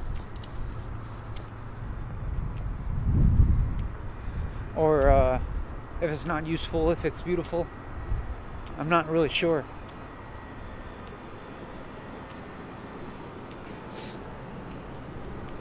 I think there was at least a moment of a reasonable length during this video where I had feelings of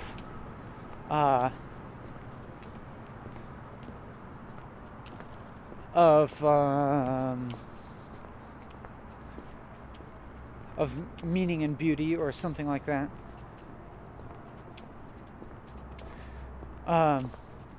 Right now, though, I'm making a little effort to unfurrow my brow again, and as I said, unfurrowing my brow seems to have a correlation with unfurrowing my brain, unfurrowing my mind. I mean, not physically my brain, because that will remain furrowed, but I'm feeling again critical of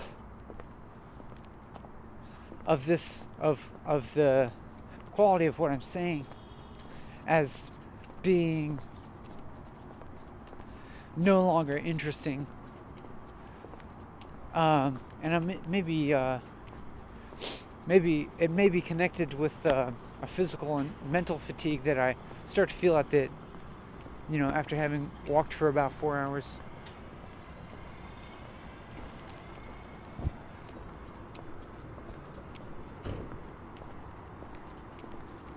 But knowing that this video is also, I'm aware that this video is going to end soon, and desiring for it to end in a positive mood.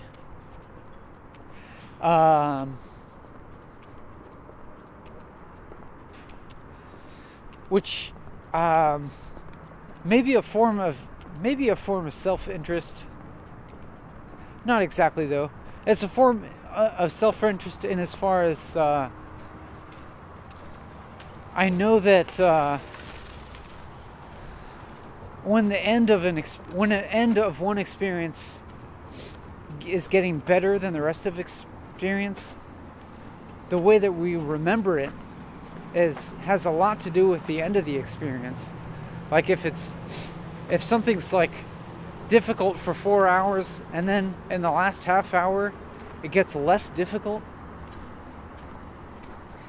In our memories, studies have shown that we'll have a more positive association with that experience than an experience where it was great for 3.5 hours and then the last half hour sucked.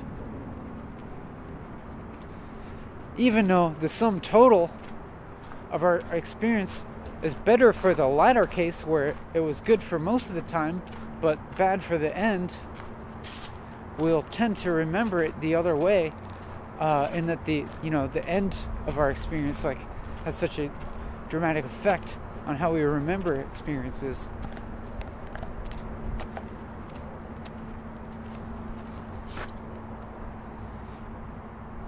But if you remember an experience as positive, does that mean that it's effectively positive? Seems like there might be some validity to that. And if you remember an experience as negative, it's as if it's effectively negative, because that's how it sits in the present of your, you're in the present and your experience is in the past, and what you have is that memory.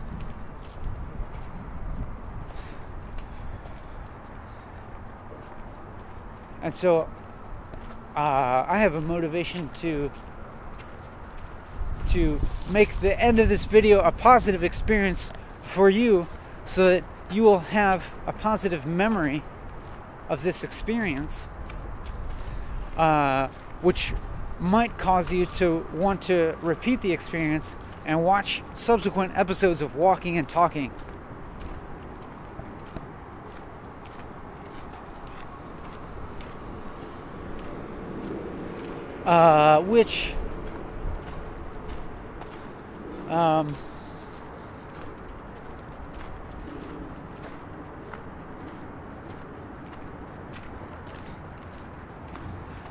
Which I guess, like, on the surface would appear to be of benefit to me as a monetized YouTube creator, as they call us. But let me just reassure you that the revenue that I might receive on this channel is so infinitesimally small that it's doubtful whether monetizing the channel is even worth it at all. For example, the revenue the ad revenue that I've earned in the entire life of this channel is less than $3.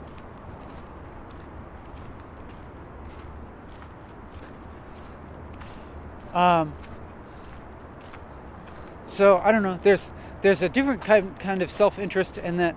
I enjoy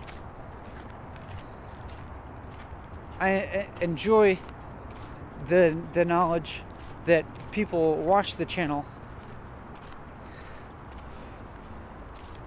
because it kind of confirms my feeling of connection, the connection that I am hoping to achieve through recording these videos and posting them.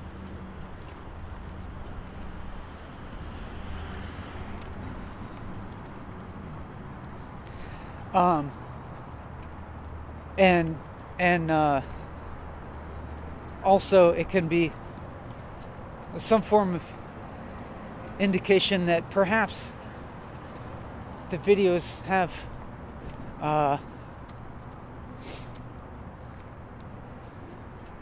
have influenced a positive experience for you, the viewer, such that you remain interested in watching the episodes.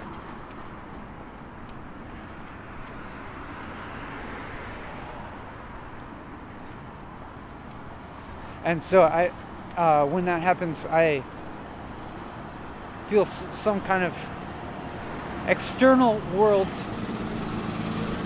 validation that the actions that I'm performing might be of some benefit to someone.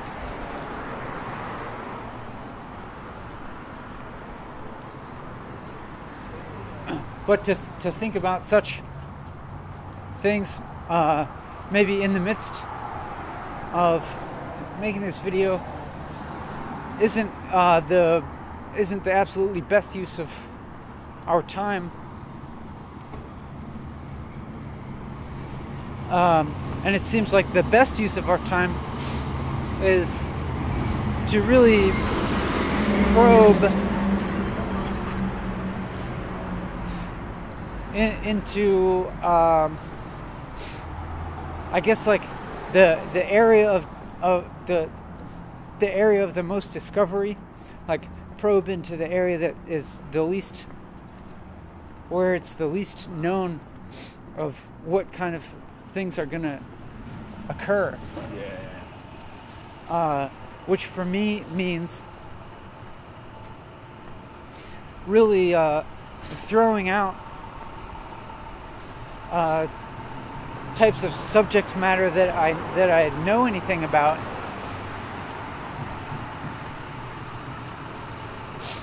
you know, not talking about things that I know about, but talking about what I don't know about, and just kind of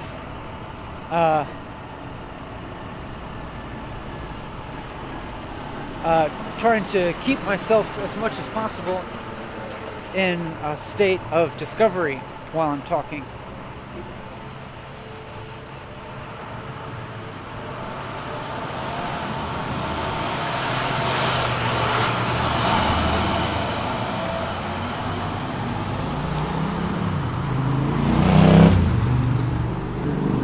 I'm slightly surprised that the memory card and the battery have lasted as long as they have now,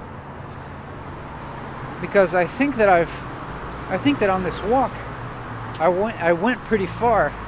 Like my furthest point was further than I sometimes go, and I spent a significant amount of time hanging out on the dam, and now I'm getting closer to my point of origin than I sometimes get in these videos, and yet the battery is still strong, and the memory card hasn't run out yet, but it's possible that it could run out at any time now. I just don't know how long it's been, because I haven't kept track of the length of the various video files in order to add them up. But I kind of have a suspicion that we're at or beyond the 4-hour mark, maybe. You, the viewer, are privileged to know. I don't know, because you can see the little timer thing.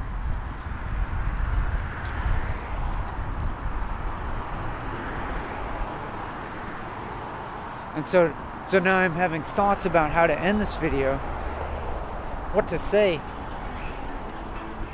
I've already expressed my appreciation for you for listening and or watching.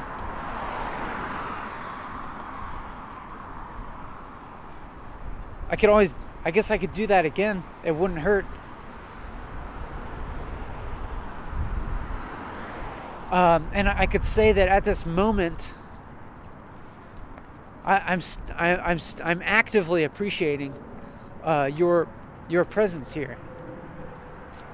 Like, it's as if right now I'm actively like, it's as if I'm actively feeling your presence,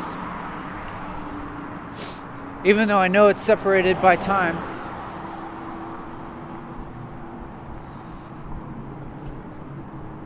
I feel positive feelings. I think, yeah, I can say that.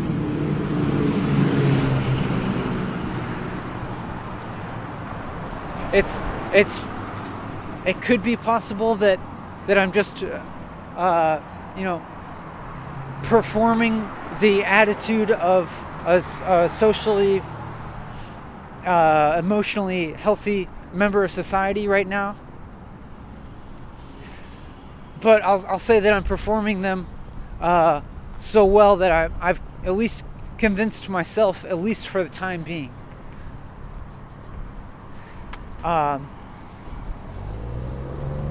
So on this positive note,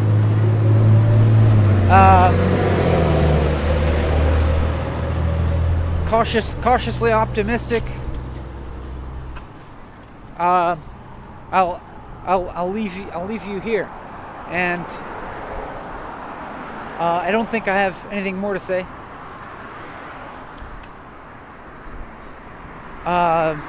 So I wish you continued positive feelings in as much as that is possible. Bye.